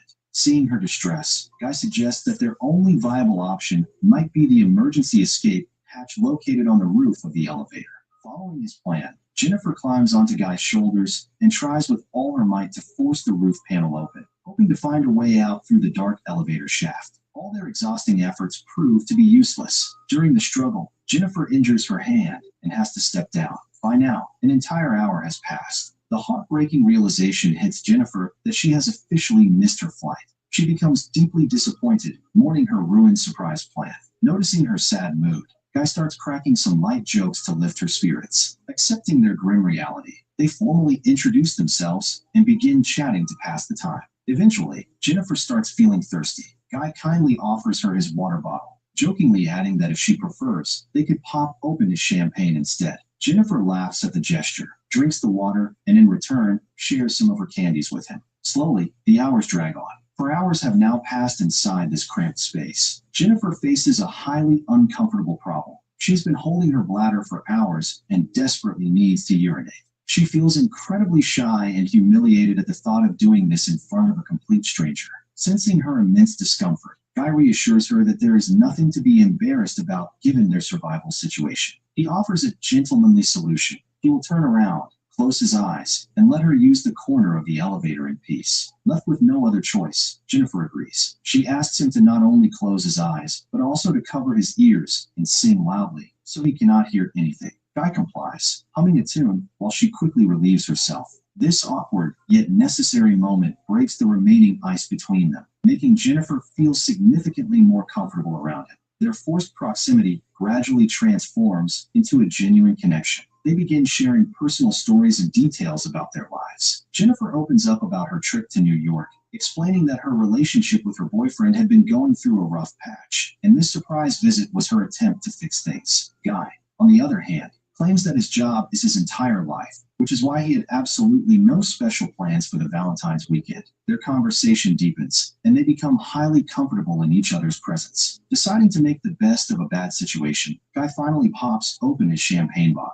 They share drinks, laughing and talking freely. To pass more time, they decide to draw portraits of each other. During this playful activity, Guy casually mentions that he has seen Jennifer around the office building many times before. He admits he never approached her because he was afraid she might not want to talk to him. Jennifer smiles warmly, telling him he should have introduced himself earlier since they work in the same building. When they reveal their artwork to each other, Jennifer's drawing turns out to be hilarious and poorly made, while Guy's portrait of her is surprisingly beautiful and detailed. Jennifer jokingly apologizes for her terrible art skills, takes a photo of Guy's masterpiece, and promises to make it her profile picture if they ever make it out alive.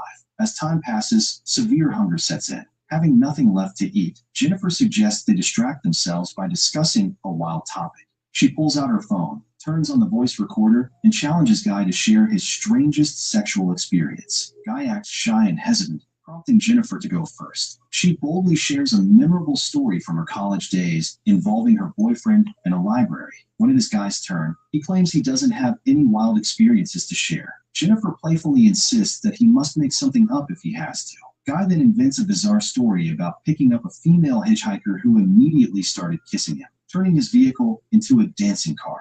The story is so poorly constructed that Jennifer bursts into laughter. Caught in the heat of the moment, Guy leans in and asks if he can kiss her. Caught up in the vulnerability of their shared isolation, Jennifer agrees. This leads to an intense, intimate encounter right there on the elevator floor. Once the moment passes, the atmosphere shifts dramatically. Guy confesses that he has fallen deeply in love with her. Jennifer, quickly snapping back to reality, rejects the notion. She firmly states that she still loves her boyfriend, that this encounter was a one-time mistake born out of stress, and that things will return to normal the second they escape. She insists Guy must accept this as a purely casual event. Hearing this rejection, Guy's demeanor changes. He looks at her with a mix of sadness and obsession, stating that he must be completely honest with her. He reveals a chilling truth. He is not just another office worker. He has been working in this building for a very long time, watching her every single day. Guy pulls out his mobile phone and shows Jennifer a gallery filled with hidden CCTV footage of her entering and leaving the office, along with countless secretly taken photographs. The terrifying reality dawns on her. Guy is actually the building's night security guard. He has been obsessively stalking her, memorizing her daily routine. He confesses his long-standing, twisted love for her, explaining that he knew a beautiful, successful woman like her would never date a lowly security guard. Therefore, he orchestrated this entire nightmare. Getting trapped in the elevator was never an accident. He purposely shut down the system so he could have her all to himself. To prove his ultimate control, Pat pulls out a master override key from his pocket, demonstrating that he could have started the elevator at any given moment. He tells Jennifer that she is free to leave if she truly wants to. Overwhelmed by sheer panic and rage, Jennifer screams at him, calling him a kidnapper. She threatens to go straight to the police the moment the doors open. Realizing that his twisted romantic fantasy has failed, Guy immediately cancels the override and shuts the elevator down again. Jennifer lunges forward to snatch the master key from his hand. A violent struggle ensues, and in the chaos, the delicate key snaps in half. Now, the terrifying game has become a reality. They are genuinely trapped, as the only tool that could rescue them is destroyed.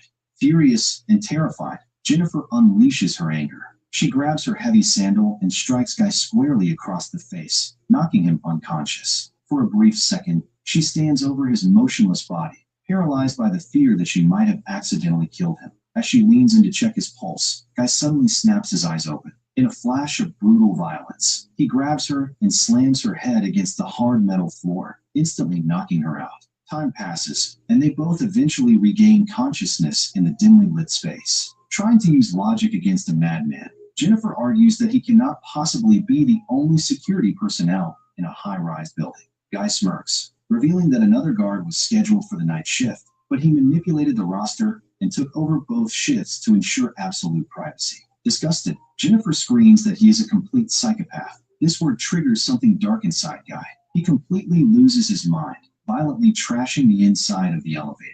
He tears open Jennifer's luggage, pulling out an expensive shirt she had bought as a gift for her boyfriend. Mocking her, Guy puts the shirt on and begins taunting her with erratic, terrifying movements. He then finds a gift box containing a premium cigar and a lighter. Sitting across from her, he lights the cigar, blowing smoke in her face while staring at her with unhinged, crazy eyes. Terrified by his unpredictable aggression, Jennifer cowers in the corner, remaining completely silent. Eventually, Guy realizes that sitting in the dark won't help either of them. He inspects the ceiling again, realizing that without the electronic override, the manual hatch is their only chance. He climbs up the elevator walls, violently forcing the roof panel open to reveal the dark, greasy elevator shaft. He tells Jennifer that he needs her help to boost him up, but Jennifer refuses, terrified he will abandon her. She demands to go first, promising to pull him up once she reaches the ledge. Guy, equally untrusting, refuses, knowing she will run straight to the cops. Realizing she must play his twisted game to survive, Jennifer softens her tone. She looks into his eyes and falsely promises that she won't involve the police. She lies, saying that if they escape this together, they can start a new life. Desperate for her validation, Guy believes the lie. He lifts Jennifer up through the hatch. Once on top of the elevator car, Jennifer spots an emergency maintenance ladder bolted to the shaft wall. Guy reaches his hand up, asking her to pull him out. Instead, Jennifer stares down at her tormentor, completely betrays his trust, and refuses to help him. She leaps towards the ladder and begins frantically climbing up the dark shaft. Realizing he has been tricked, Guy goes absolutely insane with rage, using their discarded clothes. He improvises a rope, pulls himself out of the hatch, and begins climbing the ladder right behind her like a relentless predator. High above, Jennifer reaches a set of doors and desperately tries to pry them open. Just as she is about to slip through the crack, Guy catches up. He grabs her leg and violently yanks her backward, losing their grip. Both of them plummet down the dark shaft, crashing brutally back onto the roof of the elevator car, instantly falling unconscious from the massive impact. Sometime later, Jennifer wakes up in immense pain. Thinking quickly, she gathers scattered papers and sets them on fire inside the shaft, hoping the heavy smoke will trigger the building's fire alarms and summon the fire department. Meanwhile, Guy also starts waking up. Before he can fully recover, Jennifer viciously attacks him, knocking him down once more. Using strips of torn clothing, she tightly binds his hands. When Guy wakes up tied, he begins screaming in panic.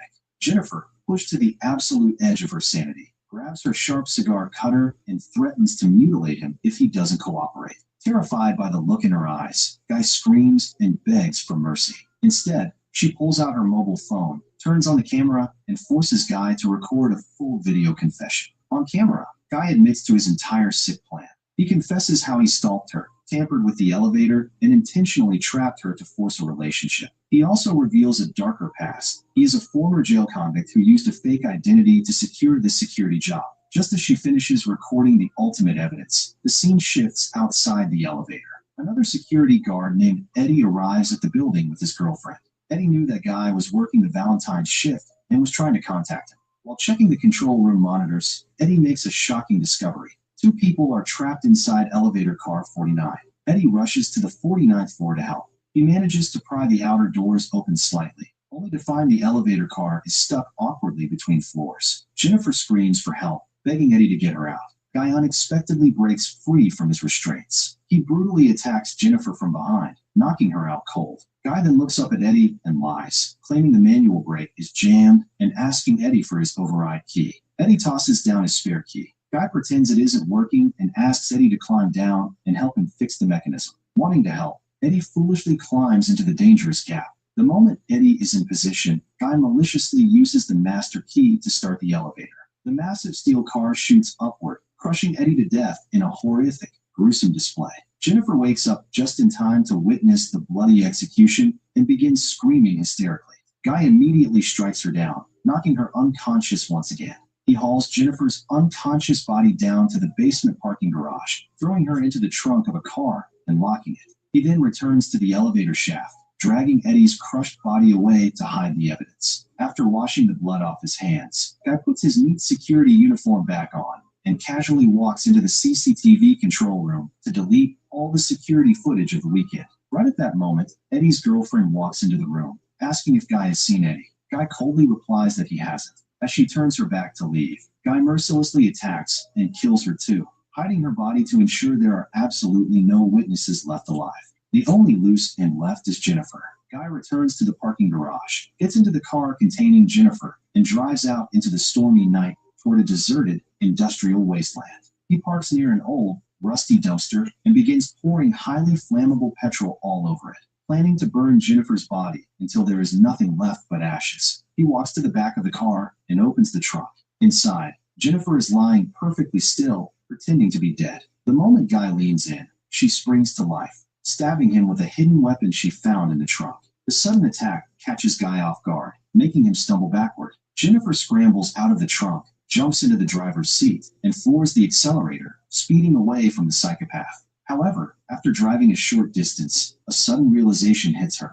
She slams on the brakes, gripping the steering wheel tightly. She shifts the car into reverse, tires screeching against the wet pavement. She speeds backward at full throttle, violently slamming the car directly into Guy. The massive impact sends his broken body flying straight into the petrol-soaked dumpster. Jennifer steps out of the damaged car. She casually pulls out a cigarette, lights it, and takes a deep puff, staring down at the man who turned her life into a living nightmare. She flicks the glowing cigarette directly into the petrol. The dumpster instantly erupts into a massive fireball, burning Guy alive and putting a definitive end to his reign of terror. So friends, and with this explosive climax, our movie recap comes to an end. Make sure to subscribe and turn on notifications.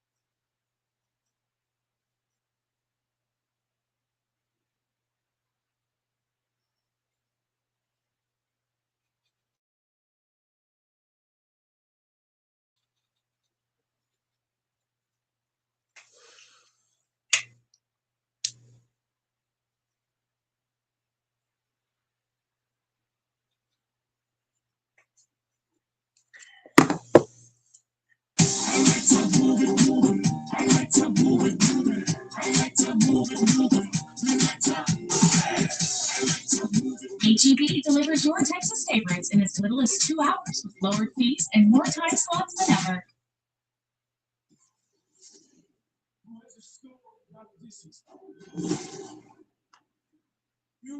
You have a story?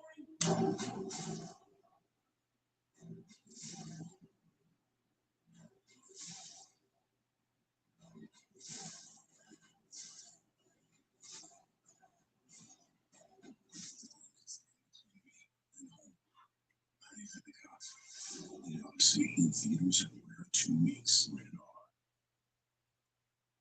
I don't understand. We're doing rules, okay? We have rules here. Bro, I can't even run. You're gonna have to be like, oh, am I gonna hit a single shot? Ooh, that was almost double. Are we gonna hit this? Bro, we're gonna be here all day. This is hard. Ready? 3, 2, 1. We need to get better range. What do you mean I hit you? You did We great. need to throw harder than that. Well, I'm winning now. Take it out. Yeah, we want to. Somehow. Come on, come on, can I get that? Please. No! Bro. You're straight to my Okay, hand. okay, go. Ready? Should I do this? Yes, that's 2. That's 2. Go. Go. Are you ready? 1, 2, 3. I'm waiting for her to come back up. 4, 5. Is she gonna come back up? Come back up. Where's she going? Oh. Yo, you can't. No. You can't do that. You're lucky to die. She needs to stop with you. I'm chasing her.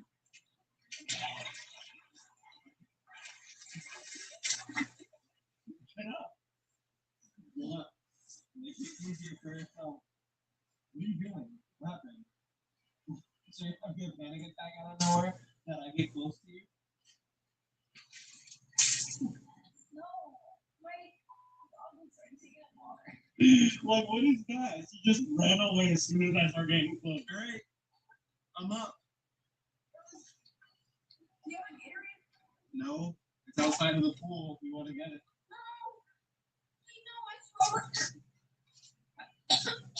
You good? No, I need something. Right there, you're gonna take out the pool. That looks like you reach.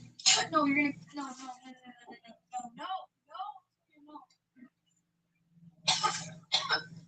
Why are you saying no? If I was girl, come on now. That's right. Guys, water went in my goggles and a whole bunch of water. Why are you sniffing when there's water? I don't understand what the point you. I didn't. I tried. I was gonna come up and then I saw you and I was like, that fish meme where it's like. No. That was me when I I turned really around. see what you're talking about. All right, we need to finish this game, girl. Okay. It's close, but I'm gonna win. Ball's back. Oh shit. Behind the back. Oh, ball's back again. Oh my god. Bang. You'll run away, not underwater. If I'm gonna hit you in the head, I hope you know that.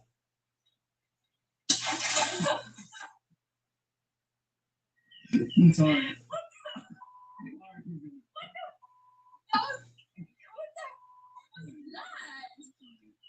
That was right. Not in. You turned around for a second. Why did I hit this and it ended on this side? Wait, what? I'm confused. Was this my side? You hit more shots than me? Whose side was whose?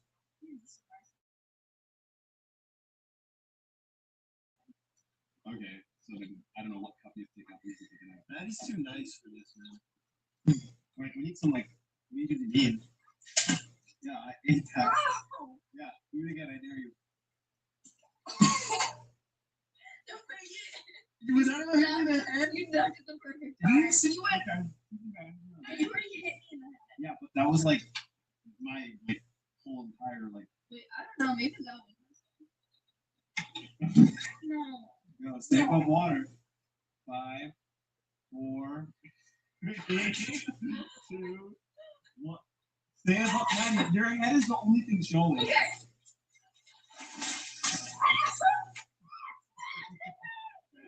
Stop. Ready?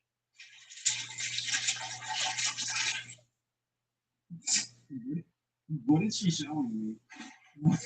We're gonna do a hand contest. You sound not mean though. No, take that out. You think so? Man. Come on, let's see. Yeah. You missed, and I think you got the whole set. Wow. All right, let's take this game, and you're usually win. Are you sure? Yeah. We suck at it. I can win. No, I'm just better than you. There you go. You saw your ears? I got water in my ear. Why? Because I had a lot of ear infections as a child. You're like the Frenchies. What caused you to get a lot of ear infections? Was it those AirPods that you I get? remember when I was a baby. Yo, last night I asked Maddie for some headphones. She's like, "Yeah, I have some AirPods I haven't used in like 3 years. They're basically brand new." I took them out, dude. There was like the biggest glob of earwax. It was like red on it. What? It was red earwax. Never seen that. Dark orange. Everyone has different color earwax. You're telling me your earwax is not? No, usually it's not. It was probably just like over the years become, you know. So there's 3-year-old earwax on your There's barely probably used. like 10-year-old. See, my thing is, you said they were barely used. No, I said So the barely one used time them. you used them, you must have been feeling extra Well, good my for that. brother also used them. We're gonna do a handstand contest. Okay, you guys are gonna judge who has the better form and who can stay up longer. Okay, I don't have goggles, by the way. Are we going at the same time? Yeah. So how are we gonna what? They're gonna decide. Y'all have to comment. They're also gonna see.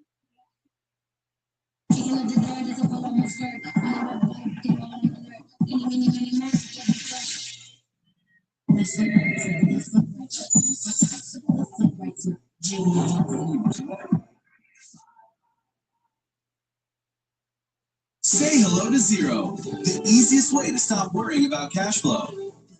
Spend less time balancing and more time building. It's powerful enough for your accountant, simple enough for you. Try Zero today. What would I tell my younger self? Don't worry. Keep dreaming big. Good nights. Welcome to Refresherland. Kick back with black cherry, golden tart, or moving pineapple, a tropical refresh. Dunkin' Refreshers. Our best friends won't stay in their best shape forever. But what if you could turn back time? Introducing Hip and Joint Advanced Care from Native Pet, a modern approach to mobility, targeting joints, muscles, and inflammation. Where clinically backed ingredients meet real movement, because when they're back to doing what they love, that's the proof. Hip and Joint Advanced Care feels like flying.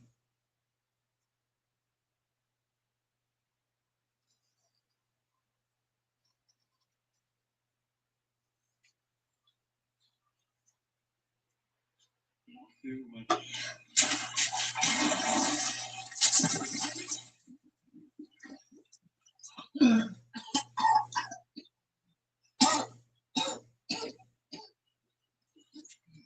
Guys, the guy was trying to talk to us about some water right now. Listen. What? The guy was trying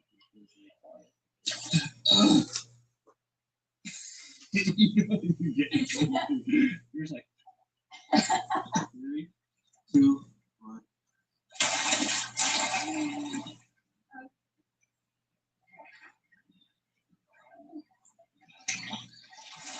Okay.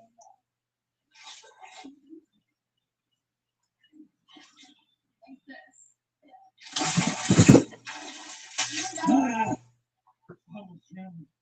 Because you recorrected me when I was getting out to you. Oh, so that's how I thought that it was like a deal before. I just wanna want you. This is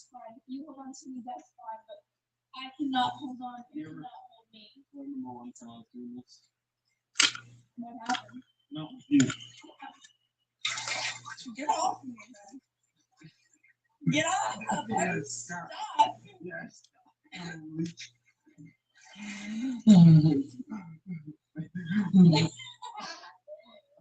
You ever play that game where we're supposed to like drown each other? What? No, You ever play that that's game? so dramatic. No. No, it's like the category game.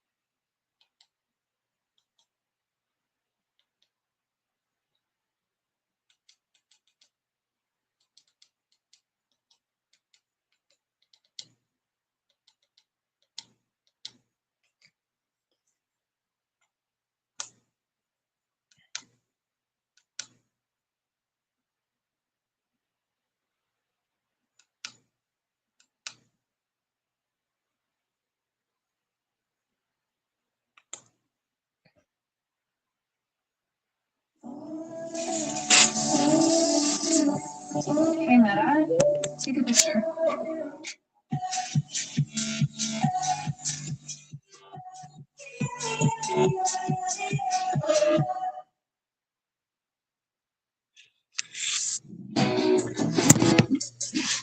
Three, two, one. Ready or not. Let's have a heart to heart. You got the voice of Mark Simpson and the body of Mark. And I immediately thought of you, and I said, damn, that's an affordable prostitute.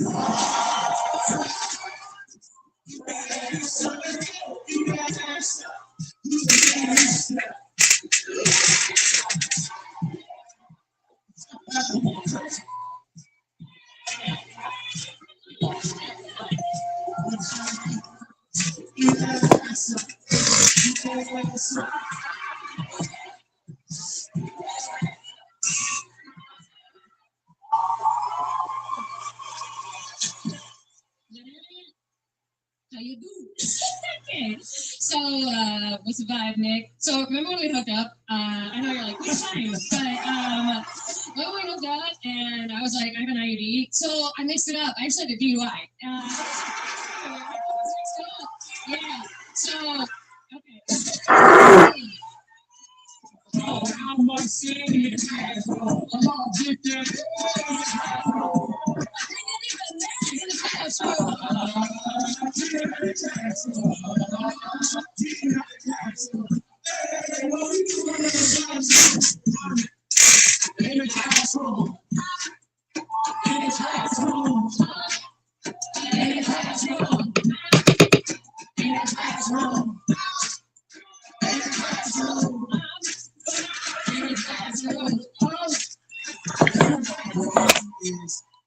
Biggest insecurities. Well, he seems pretty confident, but I'd be pretty insecure if I had a kitchen sponge on my head like DC Young Fly. He's on your team. Your answer is songs on DJ D-Rex's favorite playlist. What is Gigolo? Because you're Nick Cannon's bitch. It's not like that. Okay. It's been a long time, so I've got to explain the rules, okay? Two safeties and get out here. Take the money, you're gone. Stay in your lane, okay? Just stay in your lane. That's all I have. I need that old school to step up, new school I need you to step up. So this one, I want whoever want me. Okay.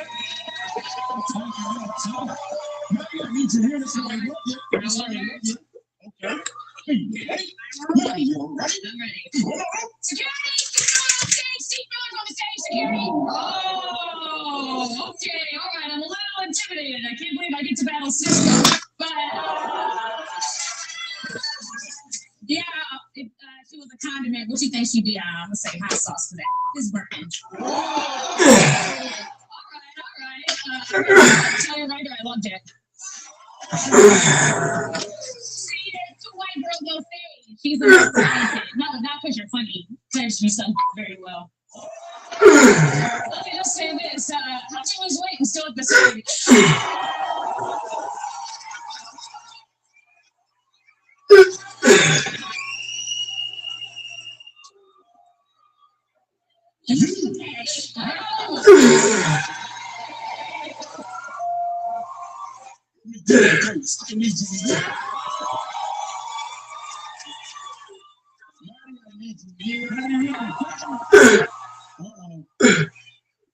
Maddie, you ready? Ready. You ready?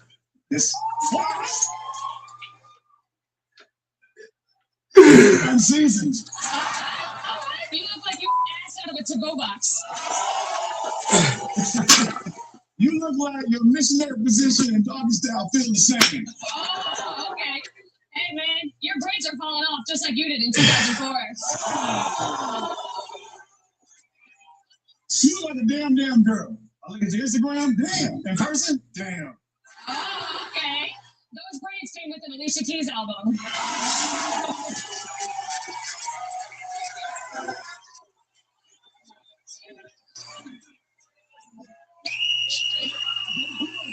Keep on falling out of this game.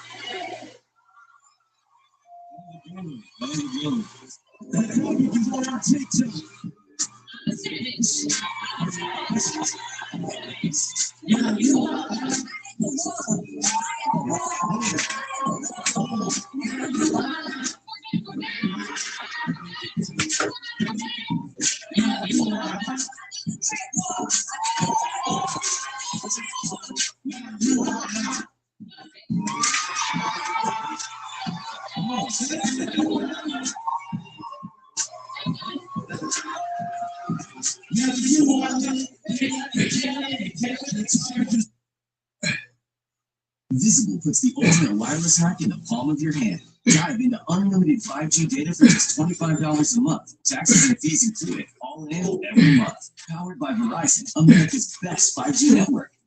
Plus, unlimited hotspot to keep you connected. Unlimited, unlimited, and no contract holding you back. Visible isn't just a wireless plan. It's wireless designed, sonically connected. Big wireless service for half the cost. Visible. Live in the know.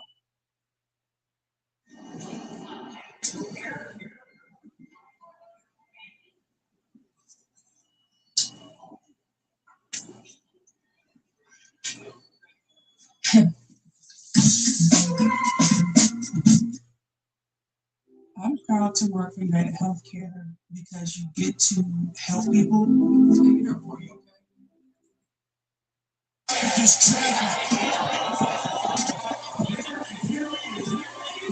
This traffic's never gonna end. I'll show you my rear end. I'm gripping the clutch. If I get so ready, it would not be much. Would not be much sense in nature my game. Like even says, stay in your lane. Stay in my lane, forget that I'm changing. The way that you drive, I can tell you Caucasian.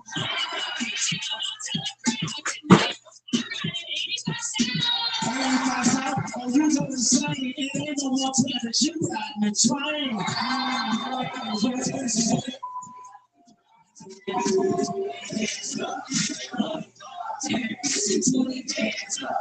Oh, you give you $10 for those cuffs. That's right. I'll let Nick use them on me tonight. And one more request for you, mister. Give me that cat from Morello's twin sister. Hands up, that money party. It's money hands up, that money party. It's money hands up, that money. Give you $10 for that mask. I got it as a bikini bottom for my flat ass. But that top, yo, I do not need. I go raw because I got that IUD.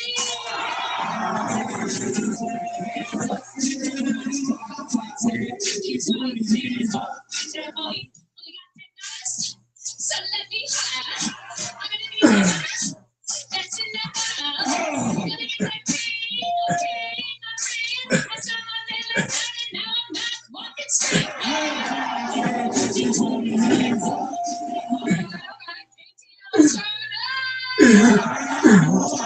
Because, you know, I haven't had time to shave lately.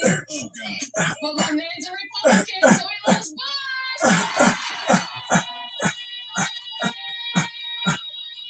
I wanted you to get the full effect. Here, I'd like to bust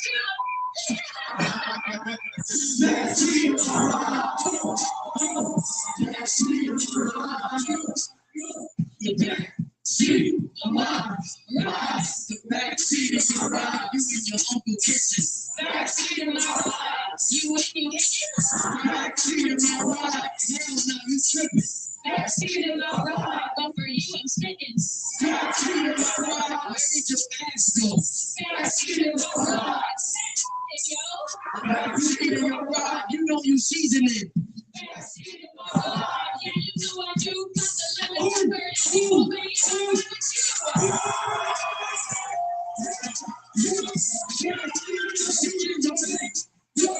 On the gang. Chain gang. Chain.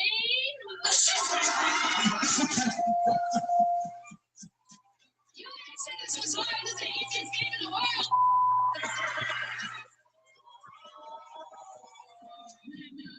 know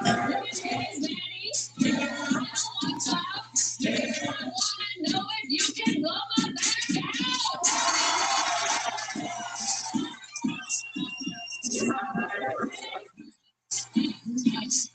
You see, is the Last Supper. I bet you know. I need that. That is fire. Let's go, Brady. Let's go. Oh, damn. Y'all starving on this show. I'm going back to the BC. Don't worry. We go. That's better. You see, is the moment of conception. Oh, we did it, man. No, wait. No. What is all these tonsils and throat? This the throat. Hey, anyone want dessert? Because I got a cream pie. Justina, let's have a heart to heart. You got the voice of Mark Simpson and the body of Bart. And I immediately thought of you, that outfit. Damn, that's an affordable prostitute.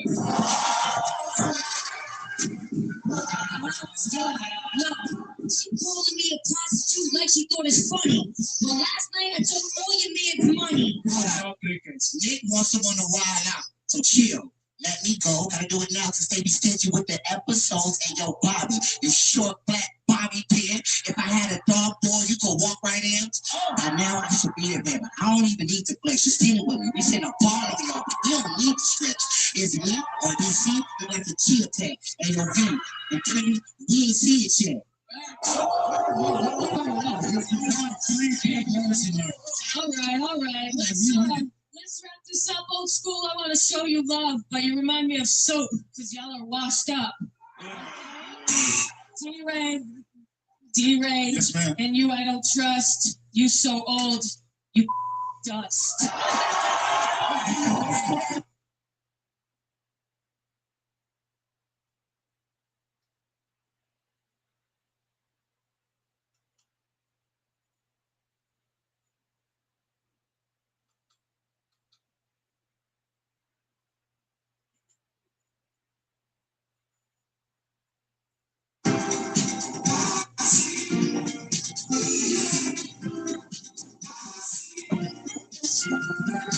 Get 1.9% APR financing or a $2,500 customer bonus on a select new 2026 Tiguan. The Wrangler Cody Johnson collection carries my roots at every stage. See? Your smile is fake. Your teeth are so fake and white, they make me look black.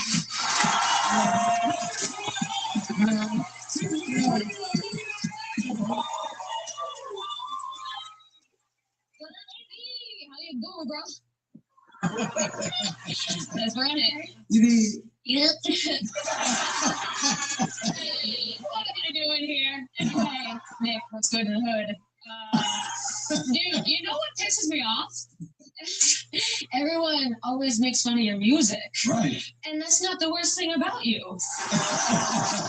What is the worst thing about You know what the worst thing about you is? This raggedy squad. Yeah. Look at these freaks of nature. We got Mimi and Justina looking like thoughty rugrats. I would look just like Justina if I didn't have a dad. What's up, Cat Mowgli? They call you Cat because you're pussy. But listen, I don't know what's more broken, Mimi's English or a Charlie Clip scale at 3 steps on it. But yeah, it's weird. Usually black is slimming. But so what I want to know is, the music is lame, the team is lame. You tell me this: what has fewer stars, the reviews for your album or the old school roster? You're mean.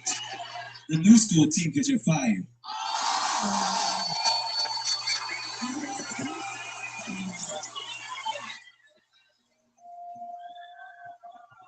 Black people barbecue and white people barbecue.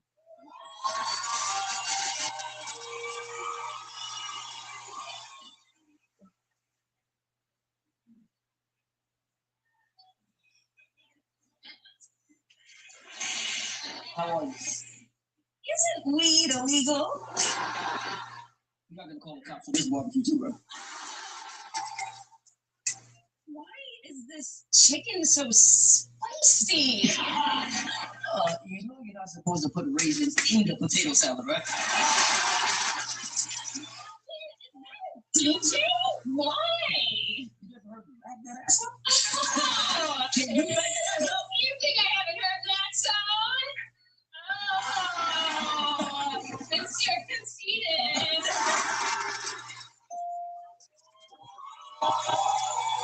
Creeping in the dark, creeping in the dark, creeping in the dark. I was creeping in the dark and I heard a scream. Big Max thought I was a chicken wing. I was creeping in the dark, man, to leave me alone. If you was chicken wing, ain't no meat on the bones, cause I been eating in the dark, eating in the dark.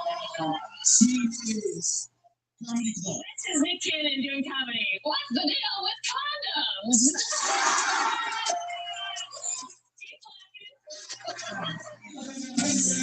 Yo, put the camera on Cortez right here in the car. This guy's looking like a little Make-A-Wish over here next to those.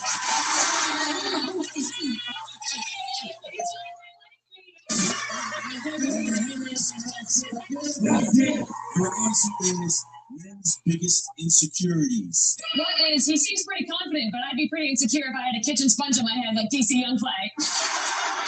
He's on your team. Your answer is songs on DJ D-Rex's favorite playlist. What is Gigolo? Because you're Nick Cannon's bitch. You talk like that one. Your topic is the 90s. In the 90s, kid, my rats are so bold. In the 90s, man, you were already old. All it was crazy. You rappers are lazy. Lazy dude, that's the name of your game. Haven't heard of you since you did soul playing.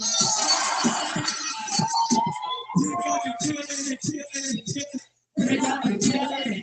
Top of this trap. This track, it's never gonna end. I'll show you my rear end. I'm gripping the clutch. The package already, it will not be much. That's the name of my game. Lucky man says, stay in your lane. Stay in my lane to get that I'm changing. The way that you drive, I can tell you Caucasian.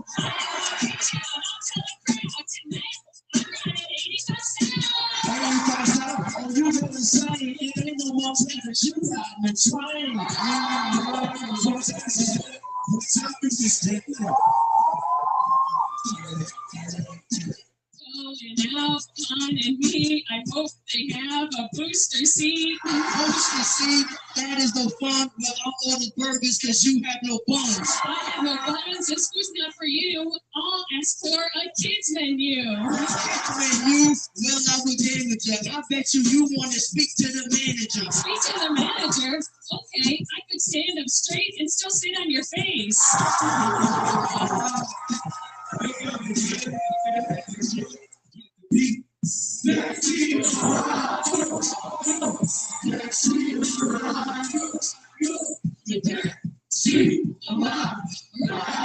Backseat is a ride. You and your uncle kissing. Backseat of my ride. You and you Backseat of my ride. Hell no, you tripping. Backseat of my ride. But for you, I'm spitting. Backseat of my ride. Where did your ass go? Backseat of my ride. Hey, yo. Backseat of my ride. You know you seasoning. Backseat of my ride. Yeah, you know I do. Got the little bird. Oh, baby, I'm with you.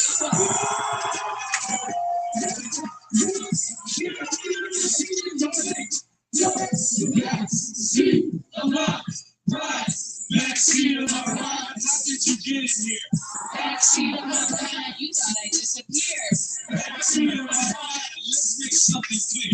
Backseat of my ride. Your son misses you. Yo, listen. Backseat of my ride. Backseat of my ride.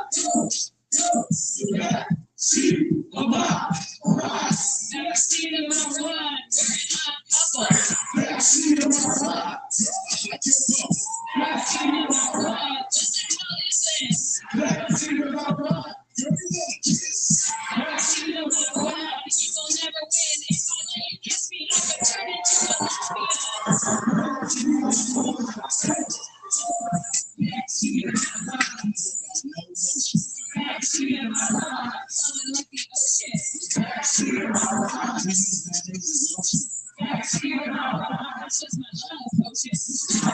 Hey,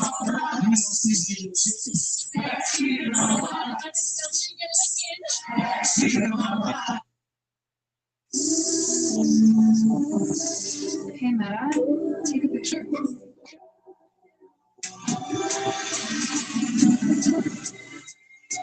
Hey, Meta, turn it up.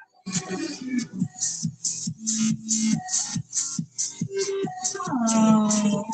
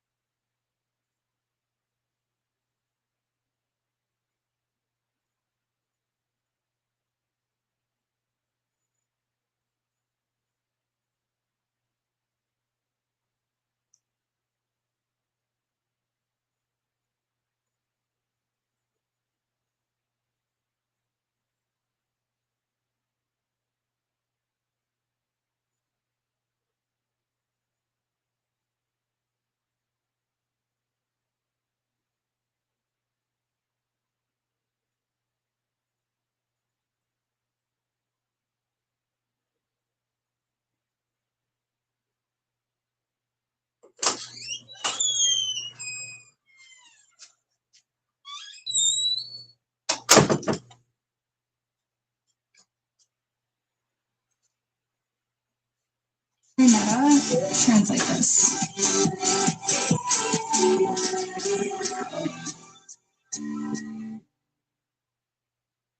Lock in with deals on all your game day snacks and groceries. Store game day deals for a limited time on Uber Eats. The summer of play is at Main Event. New games, all out summer. Buy a $20 arcade game card, get another $20 card free. Main Event. Do something awesome together. What do you think the average person forgets about investing? How much it could actually shape their future's potential? Acorns does Girl, your ass is missing.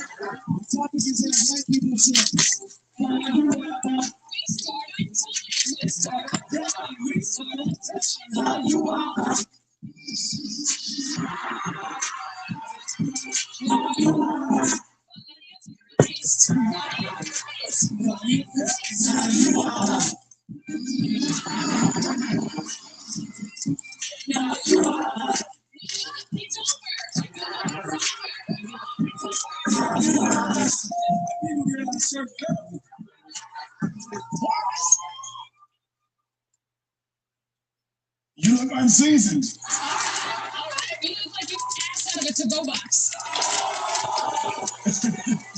You look like your missionary position and doggy style feel the same. Oh, okay. Hey, man, your braids are falling off just like you did in 2004. You look like a damn girl. I look at your Instagram, damn. In person, damn. Okay. Those braids came with an Alicia Keys album.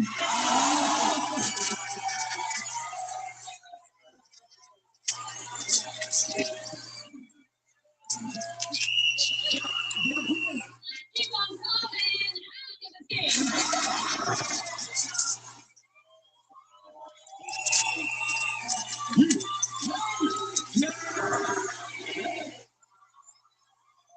Carlos keeps telling people we didn't hook up. I'm like, why do you think my dad cut me off?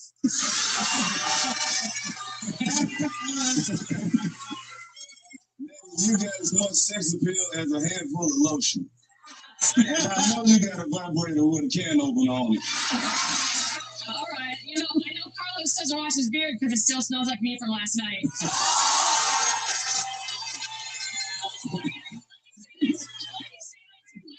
Cheap, but they sure as hell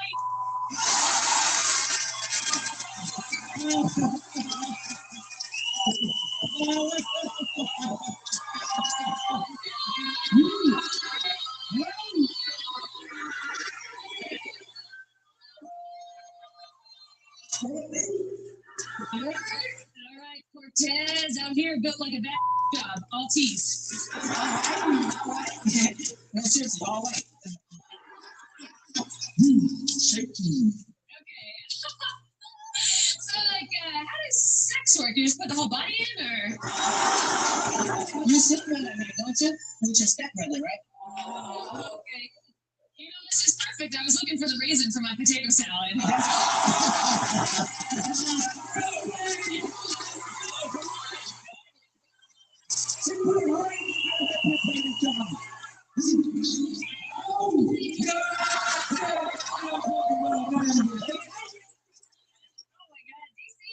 I guess they renamed the show Wild and Out of the Closet.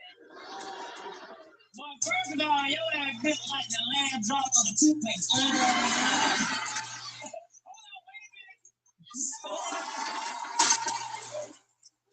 we were in a relationship, I'd be the man. All right, walking into his car saying, "Hey, text me when you get home." You're white. Okay, you white people don't listen. That's all about this. You know what your ass built like a wet French fry.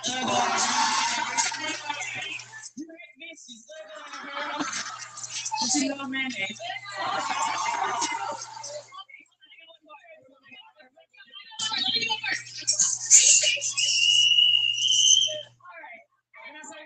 No. Please. Salt and pepper ain't seasoned.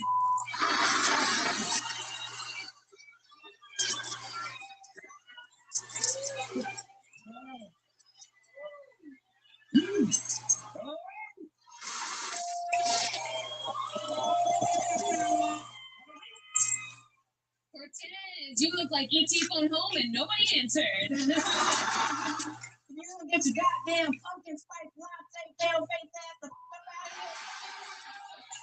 You look like you should be vibrating on Justina's nightstand. You look like Justina before MTV loved her. You're a virgin. Okay.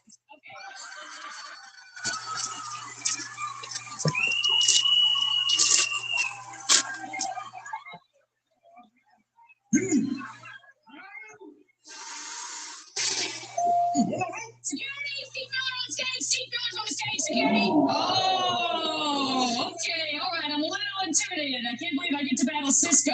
But yeah, if she was a condiment, what you think she'd be? I'm gonna say hot sauce to that. It's burning. All right. I read your book. Tell your writer I loved it. See, two white girls on stage. She's the most talented. No, not because you're funny. Because you sung very well. Let me just say this. How'd you lose weight and still look the same?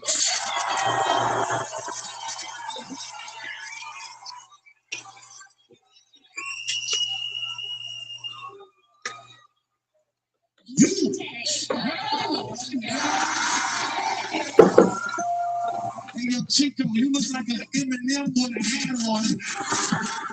What you trying to say, girl? You wanna go? Oh my gosh! Your mustache looks like a line of ants, but I bet it's bigger than the line in your pants. No, your smile looks good. Your teeth are so pink and white, they make me look black. No.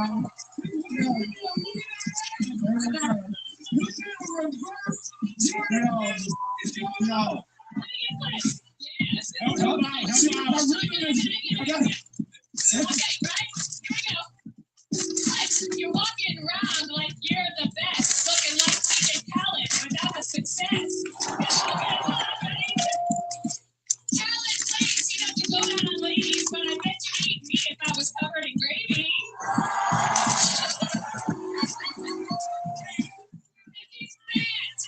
Hold on. Yo, white girl, you better look out. And tell your mother to stop calling the cops on our cookouts. I understand that the haters salad. And why the hell do your people put little raisins in potato salad? Okay. Let me get one more for slips. One more for Yeah. tips. If you walk 10 steps, I don't think you could go further. Martin Luther King Jr. bacon cheeseburger. See that it's lame. She's had a drink. Okay. Hi. You know what? I don't want you to stop. You chipped your tooth, sucking your way to the top. Thank you. That's what's right, man. Oh, come on, man. That's just one time. Hey, man, look, my hands are up here. Okay. Come on. I have a lot of black friends. Okay.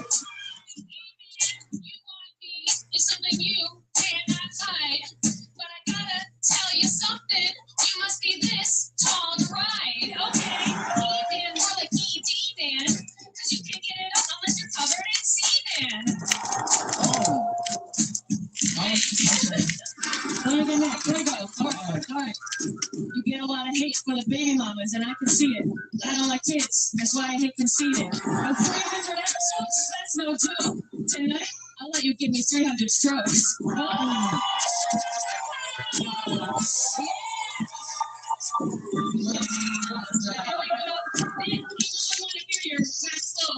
How's it feel that a white girl raise the ratings for your black show?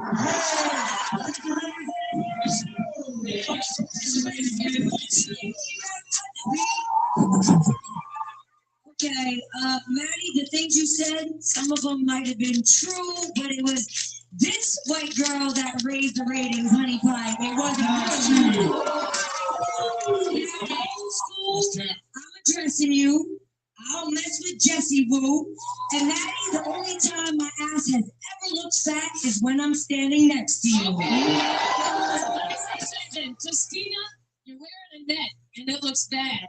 And I just know that you caught some crabs.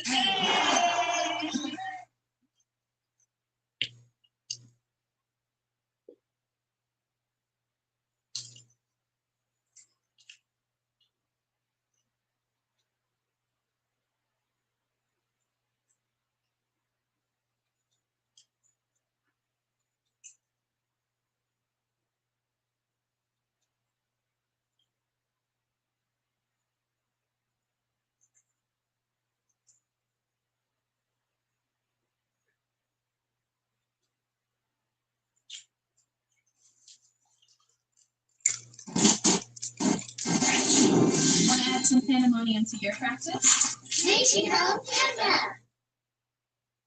Yoo-hoo, neighbors. Oh, should we heat some up? Well, what's your oven? Evan, Breakdowns are more common than you think. An American Home Shield warranty can repair or may even replace covered appliances and home systems. Our oven's fine. What we really love is the big backyard for our dog. A big backyard with a big AC. AC breakdowns can cost up to $6,000 without a home warranty, but AHS plans can help, starting at $29.99 a month. Yep. My dad went into my room. He's getting. Ladies, but I bet you didn't see if I was covered in gravy.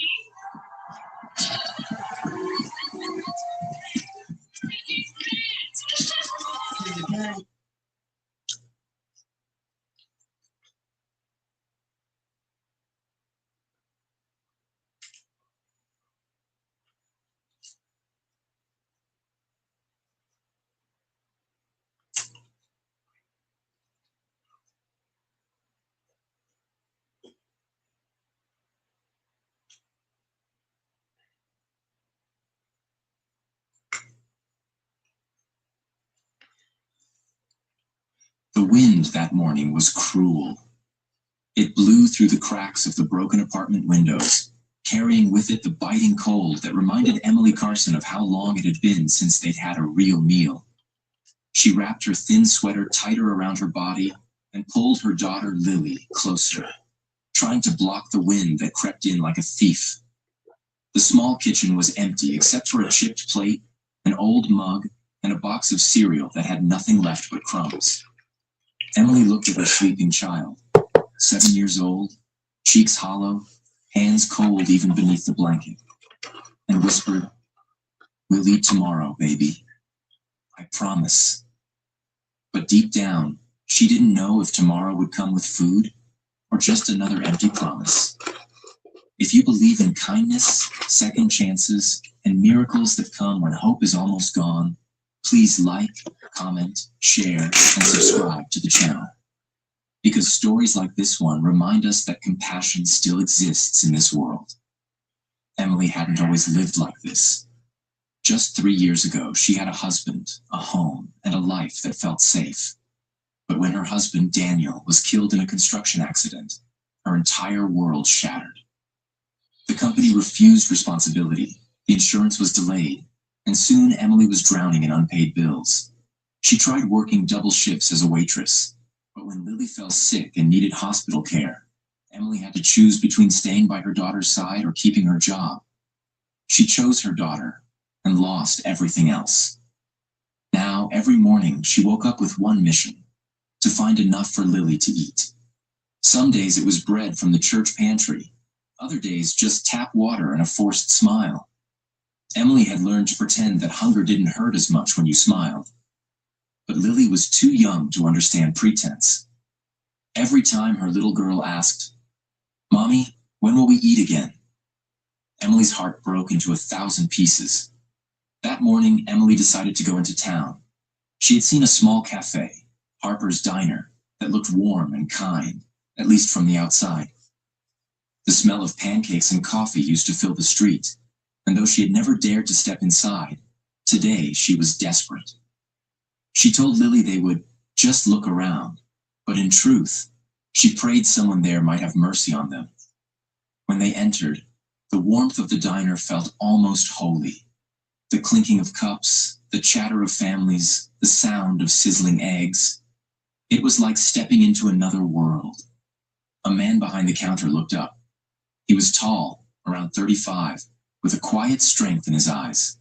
His name tag read, Mark. Emily froze near the door, embarrassed. Her shoes were torn, her jacket was faded, and Lily clung to her side. She didn't belong here. Still, Mark noticed the look in her eyes, that hollow blend of hunger and pride.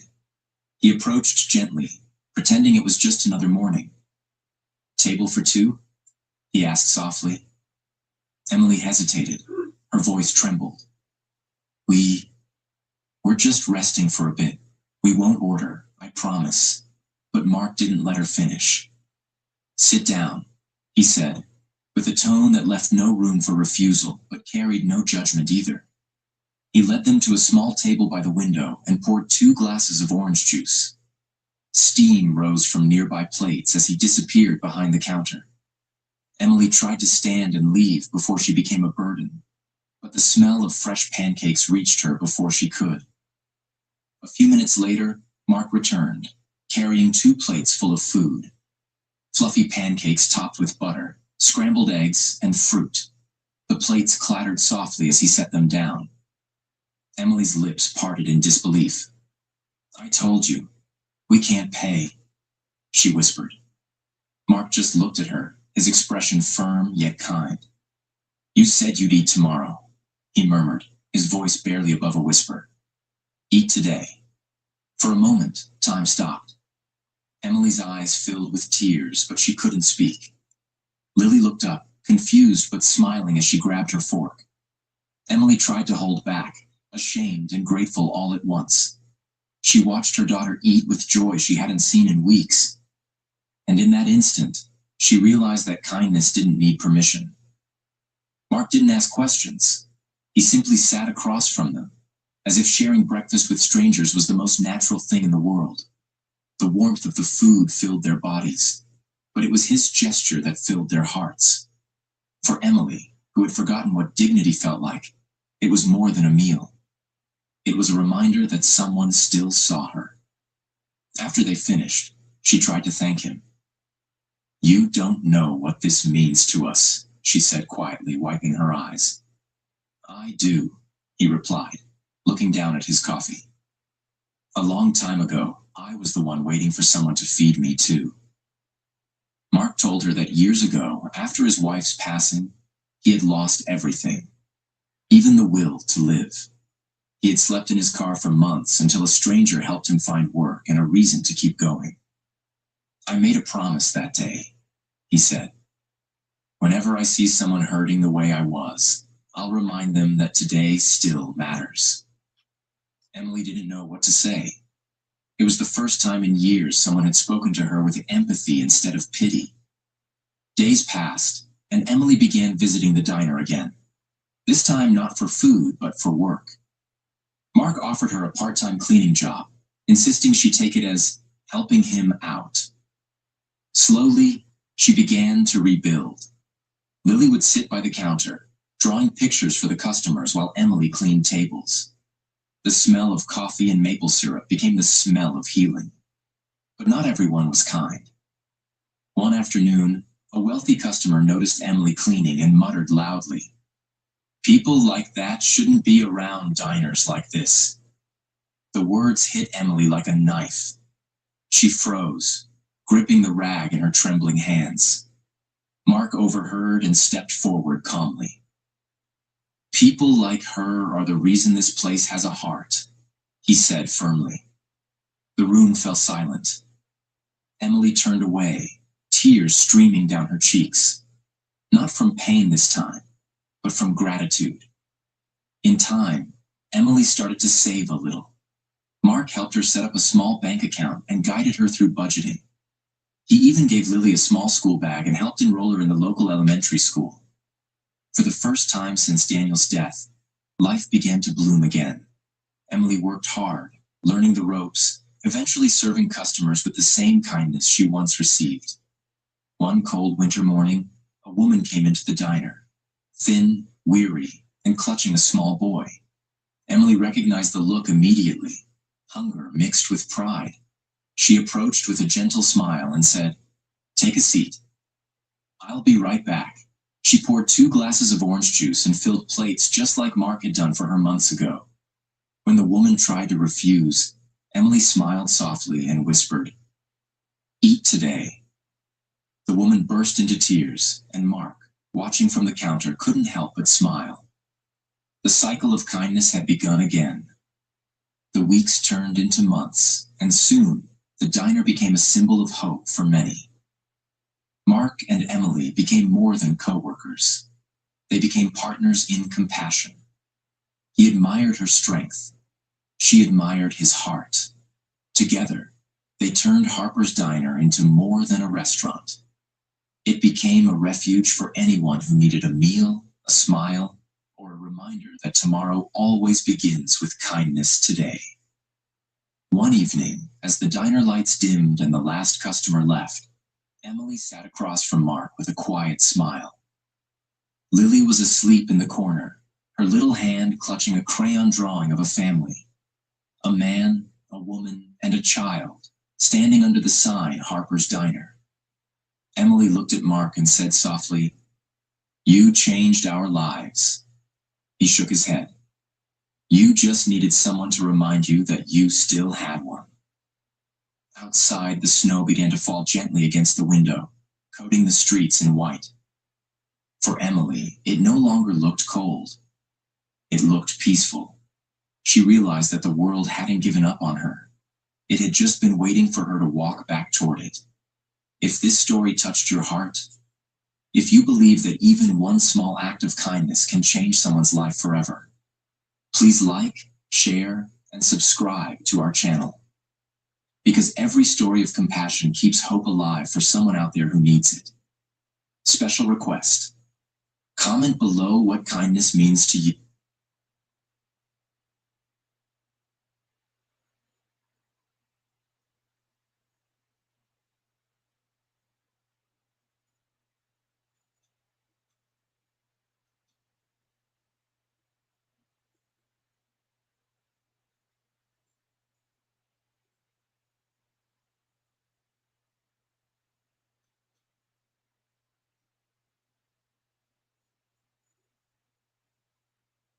The rain was merciless that night, slashing against the cracked windows of an old cafe at the edge of town.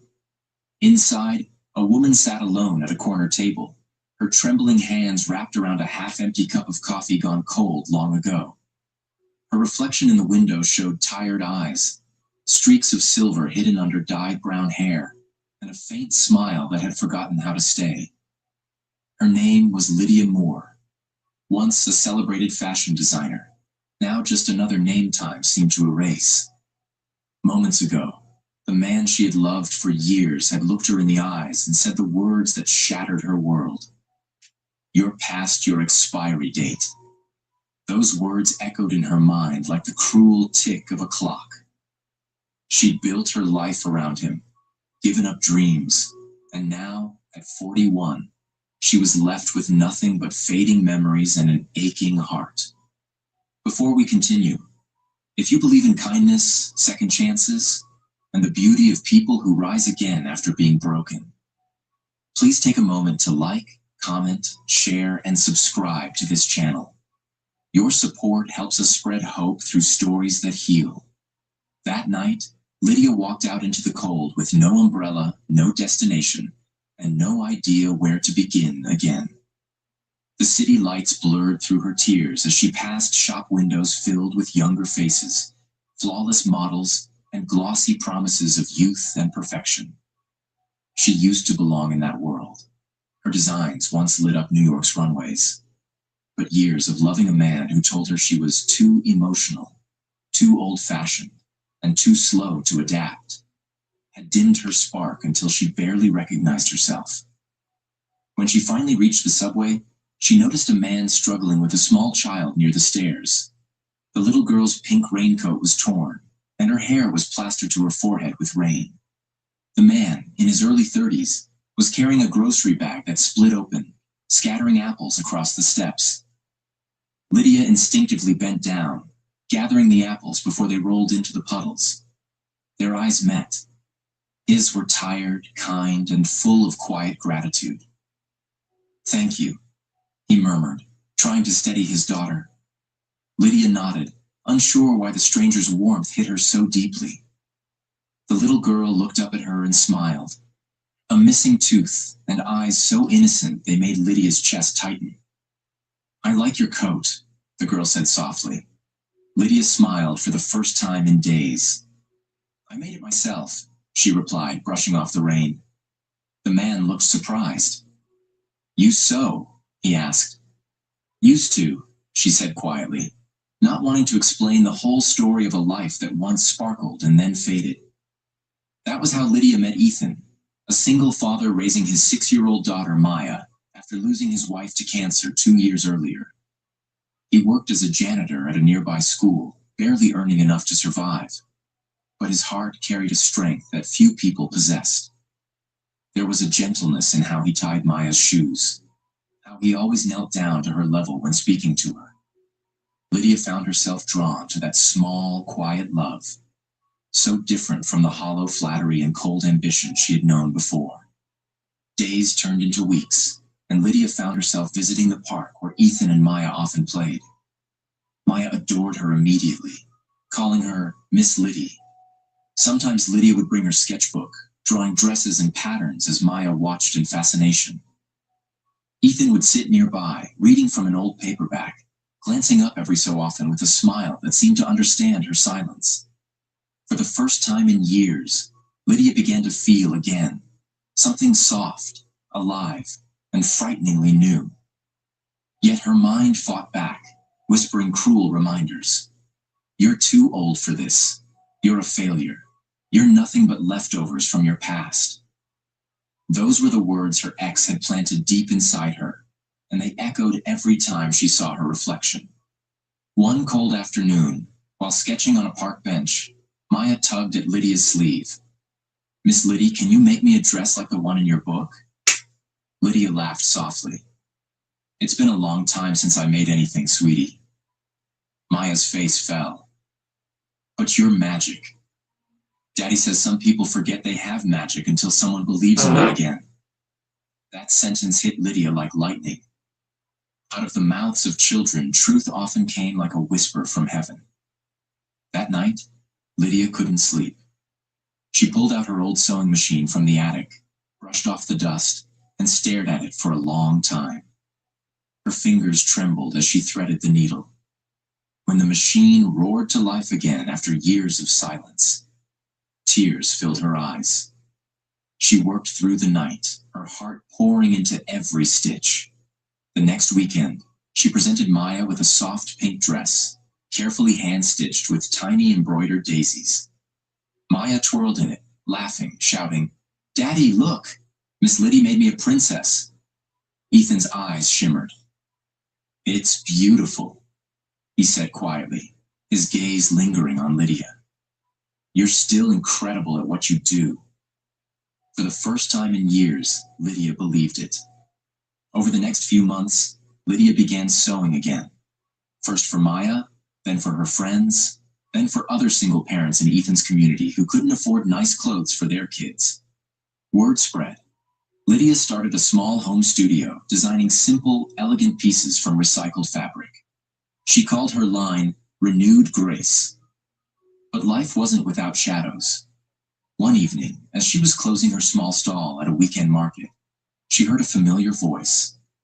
Her ex, Daniel, stood there, still polished and charming, surrounded by young models in designer coats. He looked at her table, then at her. "Lydia Moore," he smirked. "I didn't think you'd sink this low." Selling clothes at a market? His words were poison, but Lydia didn't flinch this time. She smiled gently. "Yes," she said, "and every dress here carries more love than your entire brand." He scoffed. "Still sentimental. That's why you failed, Lydia. You should have known when your expiry date came." Before she could respond, Ethan appeared beside her, holding Maya's hand. "She hasn't expired," he said firmly. "She just outgrew people like you." The crowd nearby went silent, and Daniel's smirk vanished. Lydia felt a rush of emotion she couldn't describe. For years she had fought her battles alone, but this time someone stood beside her, not out of pity, but respect. That night, after the market closed, Ethan walked her home. They didn't talk much, just listened to the rain pattering softly on the pavement. When they reached her door, Lydia turned to him. "Thank you," she whispered, "for making me believe I still matter." Ethan smiled. "You never stopped mattering. You just needed someone to remind you." Months later, Lydia's designs were featured in a small fashion exhibition for independent creators. Her booth, decorated with delicate fabrics and soft lighting, attracted countless visitors. When a journalist asked what inspired her comeback, Lydia said simply, "I used to think beauty fades with age. Now I know. Grace only grows stronger." Ethan and Maya stood proudly in the front row as Lydia received a standing ovation. She wasn't the same woman who once cried in a cold cafe, haunted by cruel words. She was reborn, not because someone saved her, but because someone saw her value when she had forgotten it herself. As the lights dimmed that night, Lydia looked at the small family that had changed her life. Maya ran up to her, arms wide open, shouting, "Miss Liddy, you're famous." Lydia laughed, tears of joy streaming down her cheeks. Ethan looked at her, his eyes saying everything words couldn't. And in that moment, Lydia realized, some people aren't meant to fix you. They're meant to see you. And through their eyes, you learn how to love yourself again. If this story touched your heart, please don't leave without liking, commenting, sharing, and subscribing. Your simple action. Oh my God.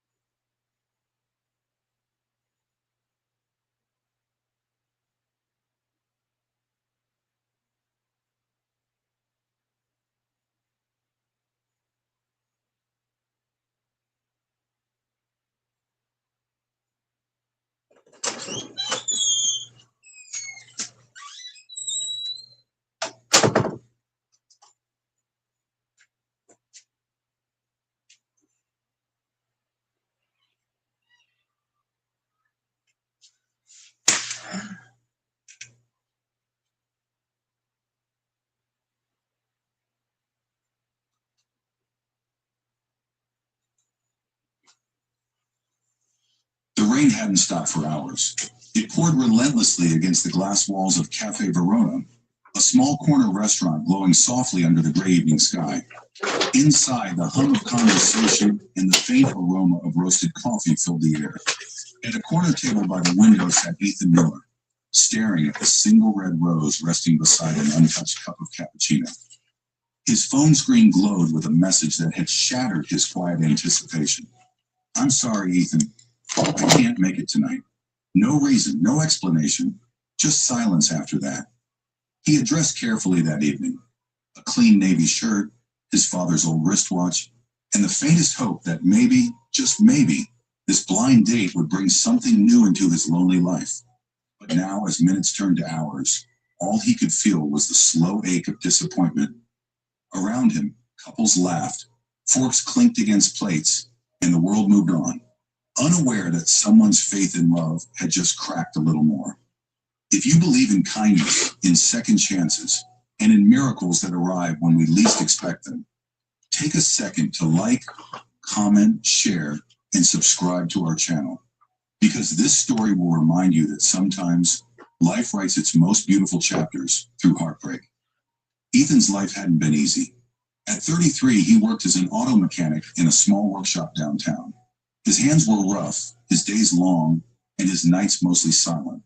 2 years ago, he'd lost his mother, the only person who never gave up on him. Since then, every celebration, every holiday had been hollow. He finally agreed to this blind date after a friend insisted he needed to start living again. But now, staring at that empty chair, he wondered if maybe love just wasn't for people like him. He sighed and signaled for the check. The waitress approached. A young woman with tired eyes but a kind smile. Her name tag read Lila. She looked about 26, her dark hair tied back neatly, and there was something gentle in the way she spoke, as if she'd learned to carry other people's sadness carefully. "Rough night?" she asked softly, noticing the single rose. Ethan smiled weakly and nodded. "She canceled." Lila hesitated for a moment, as if choosing between professionalism and empathy. Then she said quietly, "Sometimes people leave because they're not meant to stay. But maybe it just clears space for someone who will." Ethan looked up, surprised at her words. There was something comforting in the way she said them. Not as pity, but as understanding. He paid the bill, thanked her, and walked out into the rain. But when he unfolded the receipt in his hand, something strange caught his eye. There was handwriting on the back. Not printed, but written carefully in blue ink. It said, "You look like you needed a friend tonight. If you ever feel like talking, I'll be here until closing." Love for a moment, Ethan just stood under the awning, the rain misting against his jacket. The world suddenly felt less cold. He folded the note and slipped it into his wallet. Something inside him stirred, a small flicker of warmth where emptiness had been. He didn't go back that night, but he couldn't stop thinking about the girl who had noticed what nobody else did, that he was breaking quietly behind a polite smile. Days passed. Work went on as usual, filled with the smell of grease and the sound of engines. But every evening, Ethan found himself walking past Cafe Verona, glancing inside, hoping to catch a glimpse of her. One evening, he finally gathered the courage to step in again. It was quieter than before, just a few customers scattered around, and there she was, Lila wiping down a table near the counter. When she saw him, a flicker of recognition lit her face, followed by a smile that felt like sunlight through clouds. "You came back," she said softly. "Yeah," Ethan replied. "I thought maybe I'd take you up on that offer to talk." They sat together at his old table. What began as small talk about coffee and weather slowly unfolded into something deeper. She told him she worked double shifts to pay for her younger brother's college. Their parents had died in a car crash when she was 19. and she'd been raising her brother ever since. Life hadn't been fair to her either, yet there was no bitterness in her tone, only quiet resilience. Ethan listened, moved by her strength. For the first time in a long time, he wasn't thinking about what he'd lost. He was thinking about someone who was still standing despite her pain. That night, when he left the cafe, he realized he was smiling for real. Not out of habit, but from a place deep within. Over the next few weeks, Ethan returned often. Sometimes they shared stories. Sometimes they just sat in silence, finding comfort in each other's company. The world outside remained as harsh as ever, but inside that cafe, it was as if time slowed down, and two lonely souls were learning to breathe again. One evening, as winter began to whisper through the city, Ethan noticed that Lila looked unusually pale. She kept rubbing her hands as if trying to shake off a chill. He asked if she was okay, but she brushed it off with a smile. Just tired, she said. But that night, when he returned the next day, she wasn't there. Another waitress told him she'd been hospitalized. Something in him tightened. Fear, worry, and a strange helplessness. He went to the hospital and found her sitting by the window of a small ward, hooked to an IV, but smiling faintly when she saw him. "You didn't have to come," she said weakly. He sat beside her and held her hand gently. "You gave me a note when I needed someone," he said. "Now I'm just returning the favor." Tears welled in her eyes. She told him she had been hiding a heart condition, one that required expensive treatment she couldn't afford. She'd been saving every tip, working endless hours just to buy her brother another semester of education. "He doesn't know," she whispered. "He thinks I'm fine." Ethan felt something break inside him. That someone so kind, so selfless, was suffering in silence felt unbearably unfair. He stayed with her until the nurses asked him to leave. That night he went home and couldn't sleep. The next morning he walked into his workshop and made a decision that would change both their lives. He sold his motorcycle, the only thing he owned that held sentimental value, and used the money to help pay for her treatment. When she found out, she cried, insisting she couldn't accept it. But Ethan simply said, "You gave me back hope when I thought I lost it. Let me give you back your heartbeat." Weeks later, Lila's health began to improve. She returned to work slowly, her laughter brighter, her steps lighter. The cafe became their quiet meeting place, not for blind dates, but for something real, something built on shared pain, quiet compassion, and a note that had turned strangers into lifelines. Then one snowy evening, almost 6 months after that canceled date, Ethan walked into Cafe Verona with a rose, just like the first night. Lila was behind the counter, her eyes lighting up when she saw him. "Another date canceled," she teased gently. He shook his head, smiling. "No, this time I'm hoping someone says yes." He placed the rose on the counter and handed her a small folded note. She opened it, her hands trembling slightly. Inside were the words, written in Ethan's neat handwriting. "You gave me a reason to stay when I thought I had none. Will you have dinner with me? Not as my waitress, but as my heart's reason to smile." Lila covered her mouth, tears glistening in her eyes. The cafe around them blurred as she nodded, unable to speak. The customers clapped softly, and for the first time, Ethan realized that sometimes the love we wait for isn't the one we plan. It's the one that finds us when we're broken. Sitting alone, holding a rose meant for someone else. From that night on, they were inseparable. Lila eventually finished paying off her brother's tuition, and Ethan opened his own small auto shop with a sign that read Verona Motors, where hope is repaired. Lila helped decorate it, adding tiny potted plants and a corner coffee table. "A little cafe spirit," she called it. Every anniversary, Ethan would bring out the old note she'd written on that first night, now framed above their bed. The words, though simple, carried a world of meaning. "You looked like you needed a friend tonight." Those words had changed two lives forever. So if this story touched your heart, if you still believe that kindness has power, that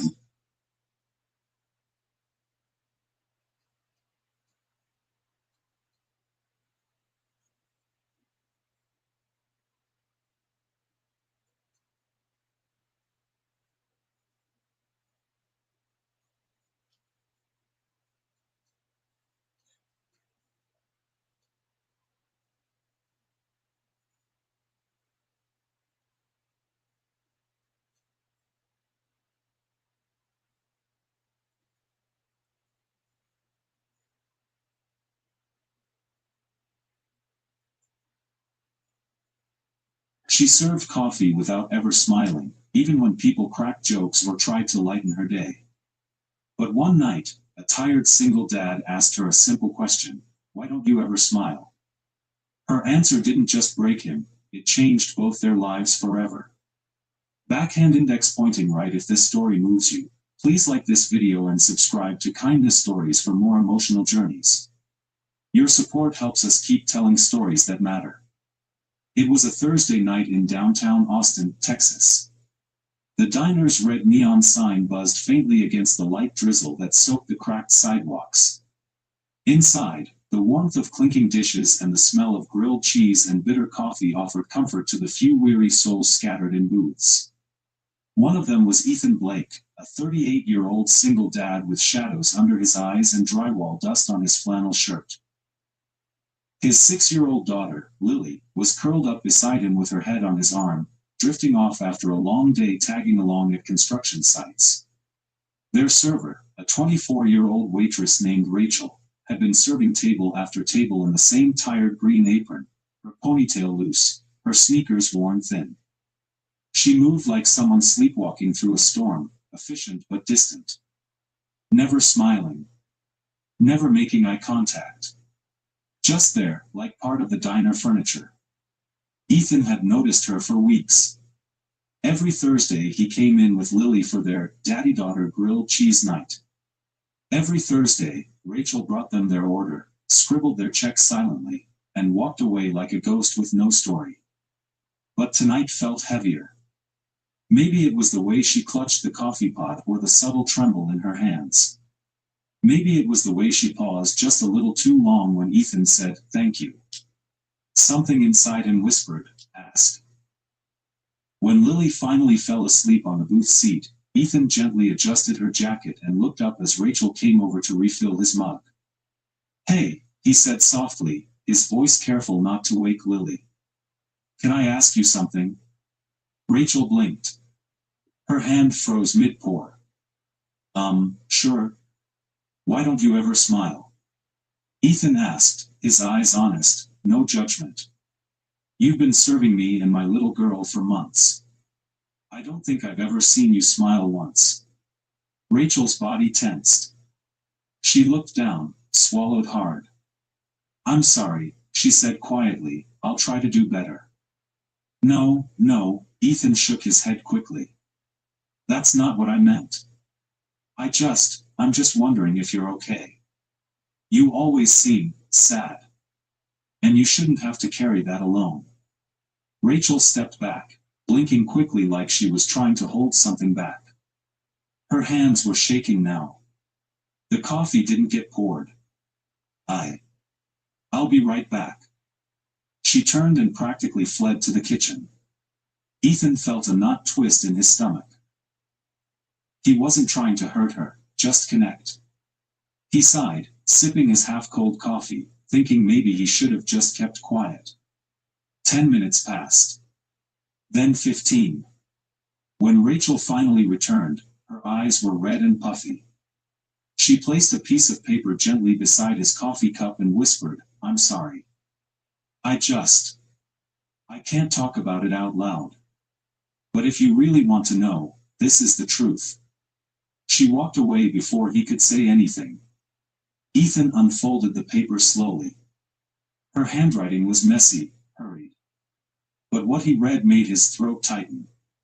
"Dear stranger, I haven't smiled in over a year, not because I don't want to, but because it feels wrong. Last October, I lost my baby boy. He was 6 months old.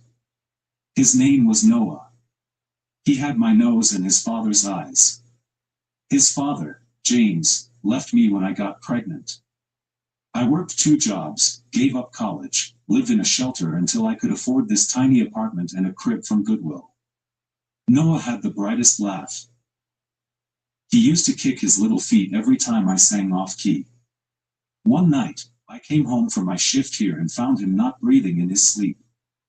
They said it was SIDS, sudden infant death syndrome. No one knows why it happens. Just gone. My world ended that night. I haven't smiled since, because every time I try, I feel like I'm betraying him. Like I'm moving on. Like I'm leaving him behind. But, thank you. For asking. For seeing me. Most people don't. Ethan stared at the letter.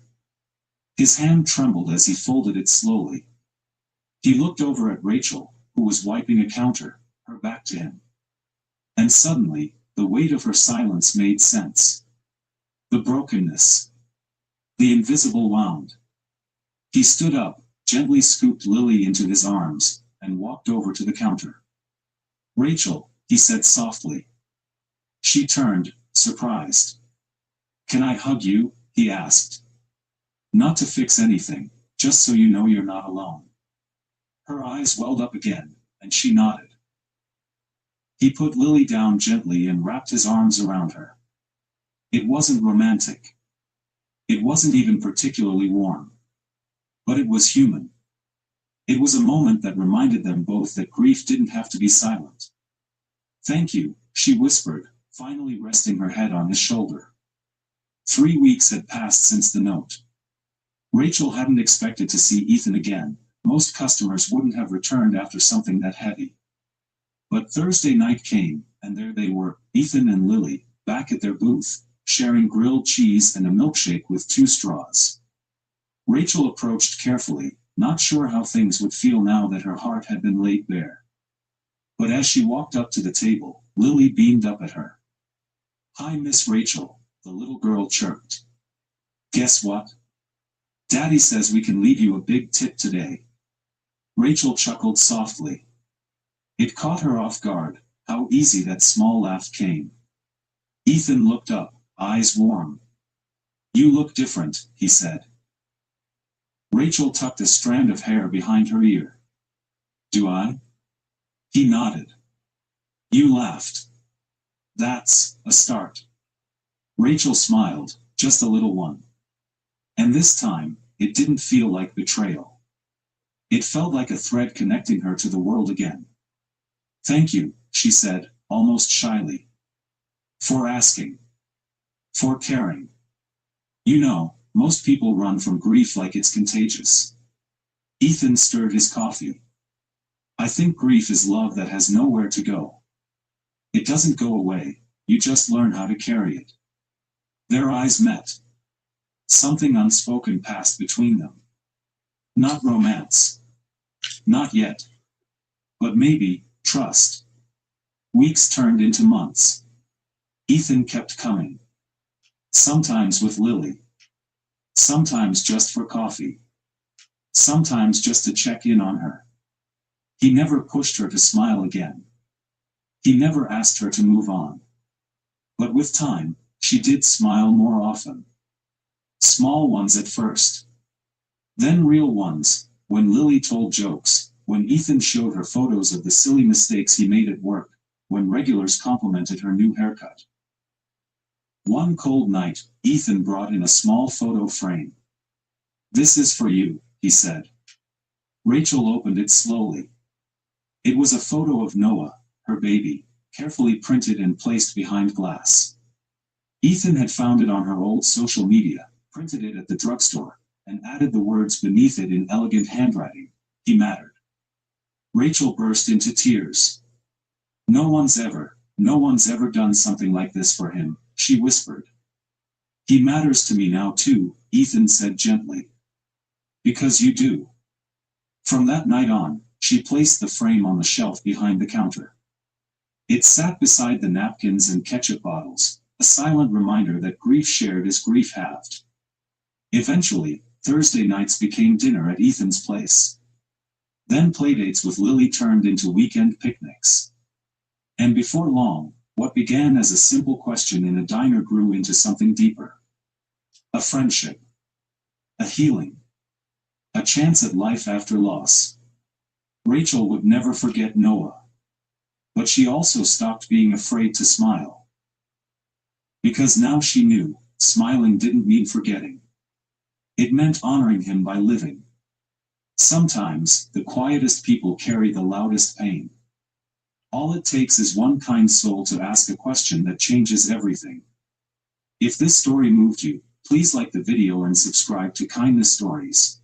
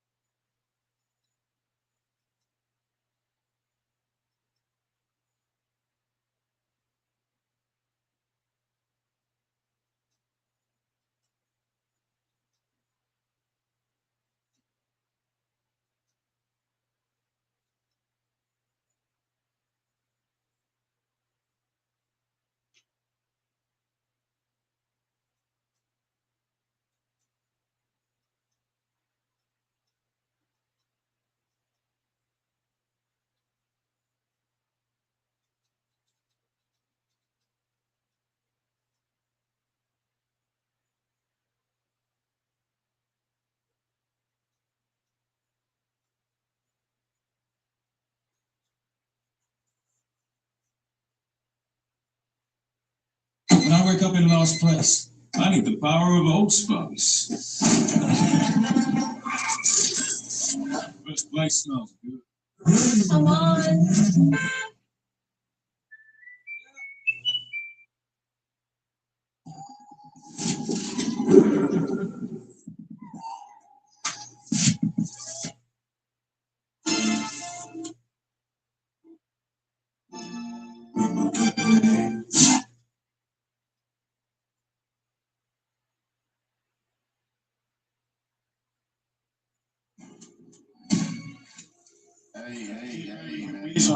We in the building, me and Ray Rouse, for another banger. This would be a classic right here. I want to see Bijan and Farmy go at it. Most definitely. Got to remember Bijan beat Farmy with the get earlier this year. Yeah, Farmy for sure want to get back.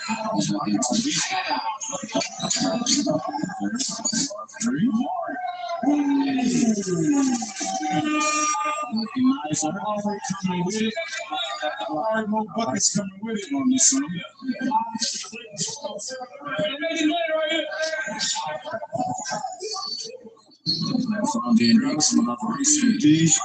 D-Baby just beat Farmy. Getting physical. Getting physical. Getting physical.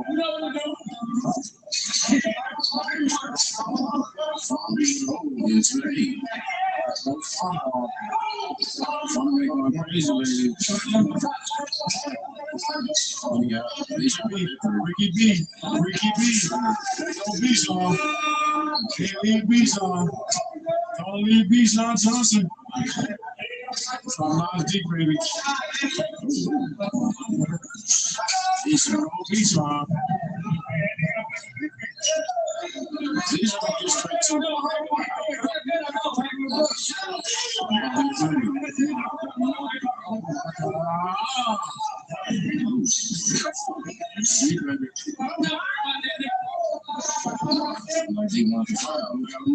buckets.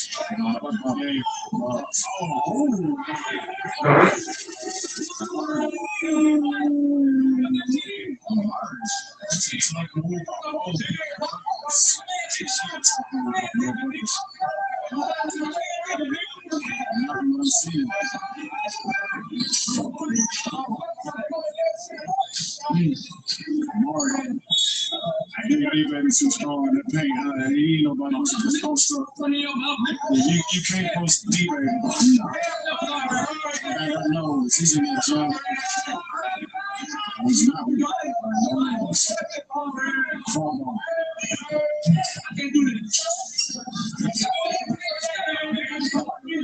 He's on the oh, that's so nasty. Jesus, Bijan Johnson is so tough. He is tough. He talking to the crowd. Bijan from that early. He gets going. It's dangerous.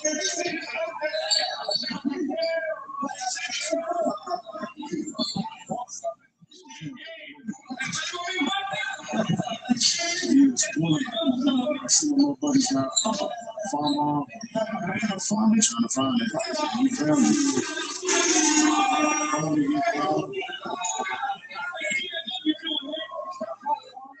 Stay up. Stay tight. Once again, going, it's over.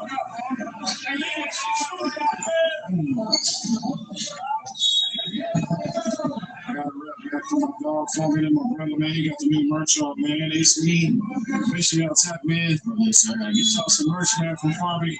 I represent for the homies, man. All the way from Cleveland, Ohio. Some good shot, baby.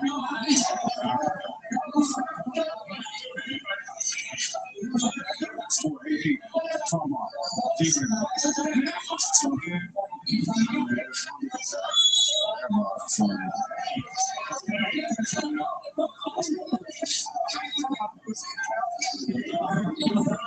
Can't leave this on it. It's just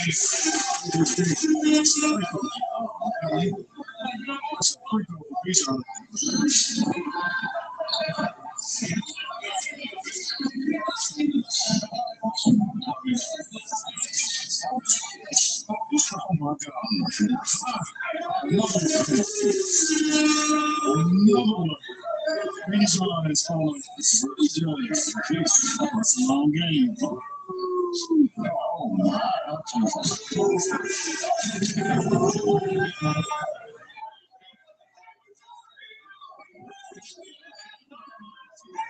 Jesus. He's gonna show me something.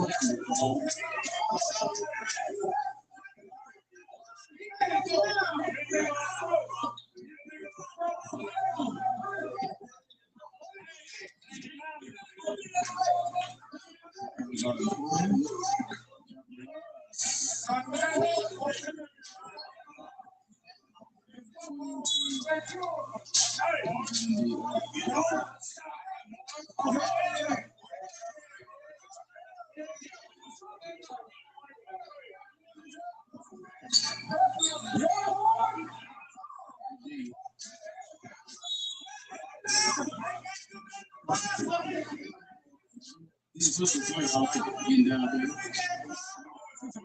This gonna make it worse.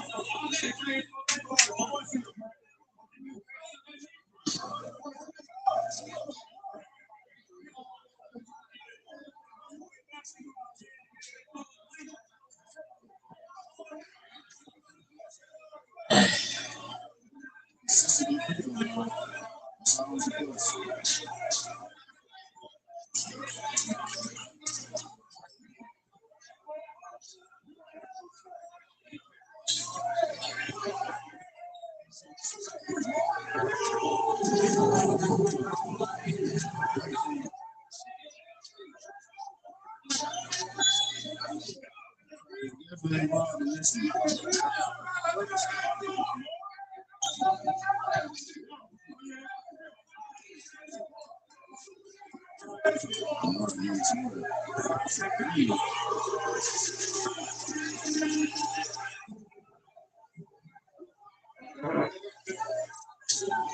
Hey, we got us some game.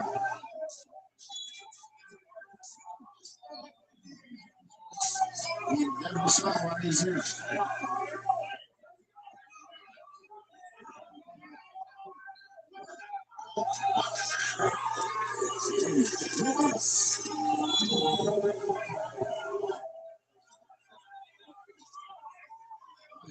See that?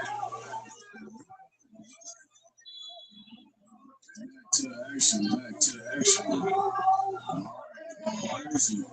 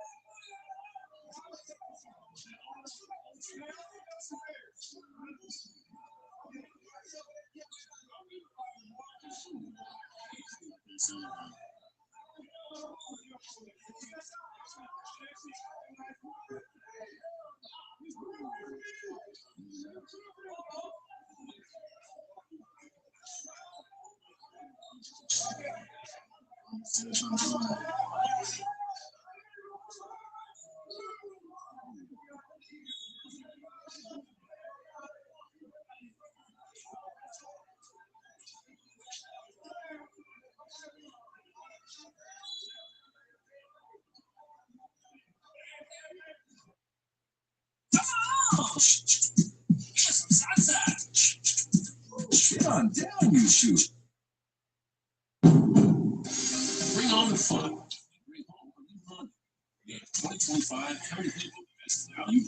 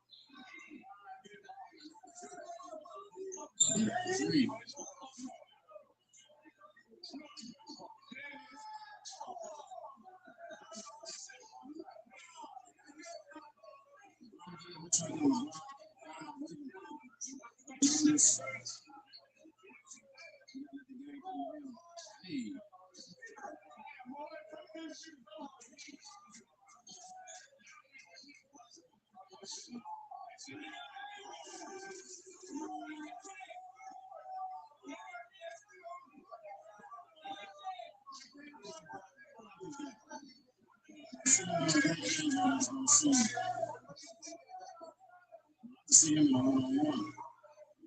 It's anybody.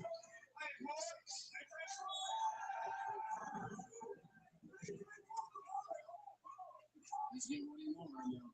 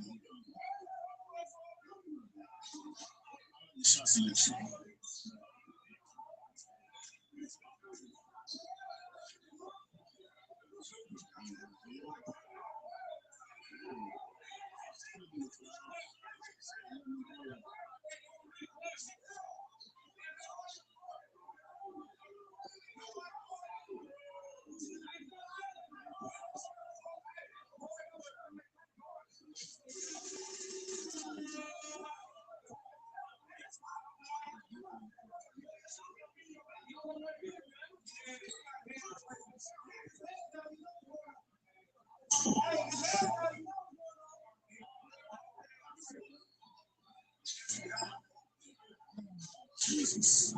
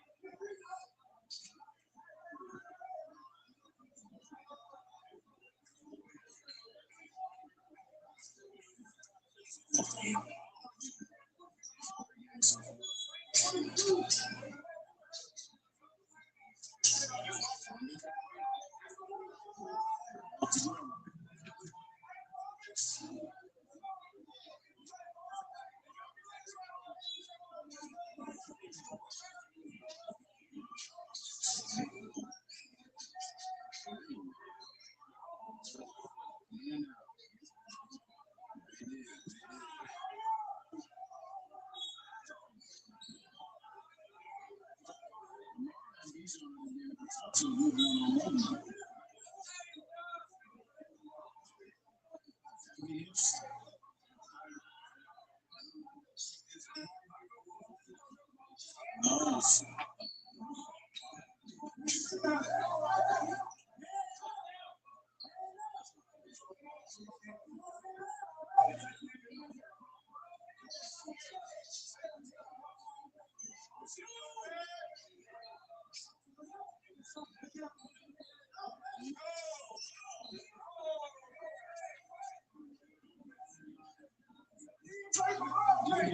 It's gonna get tough to find it.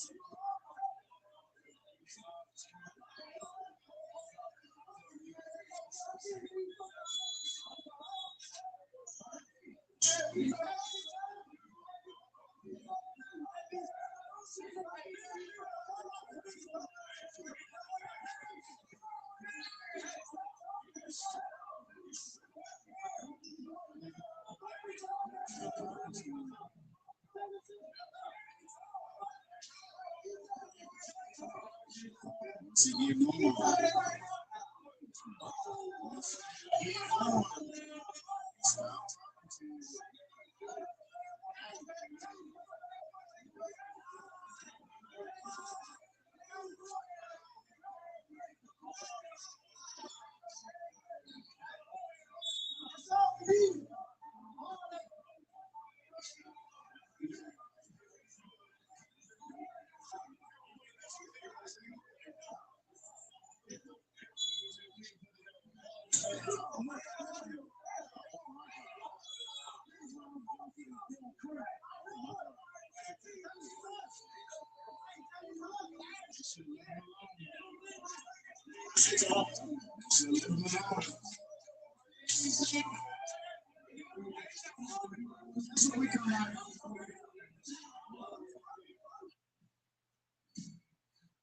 Top notch D baby and Bijan.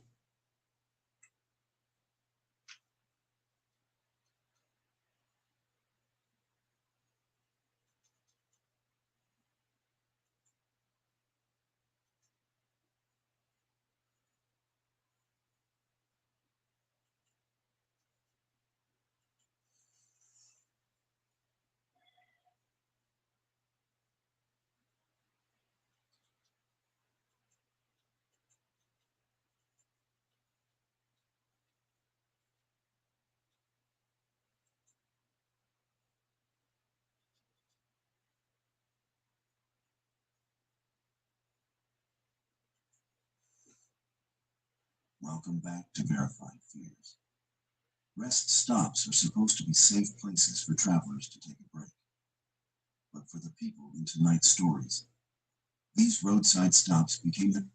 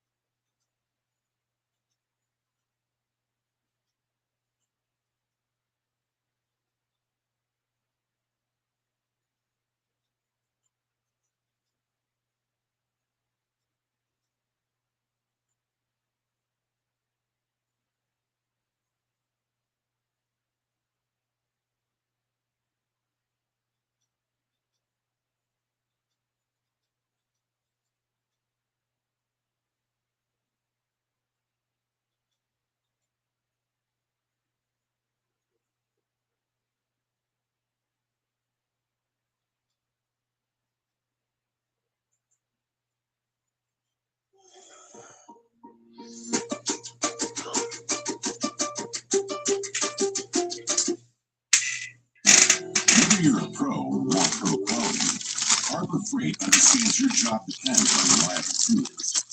That's why we're committed to offering professional grade tools that rival the top competitors, but at a fraction of the price. Sound too good to be true?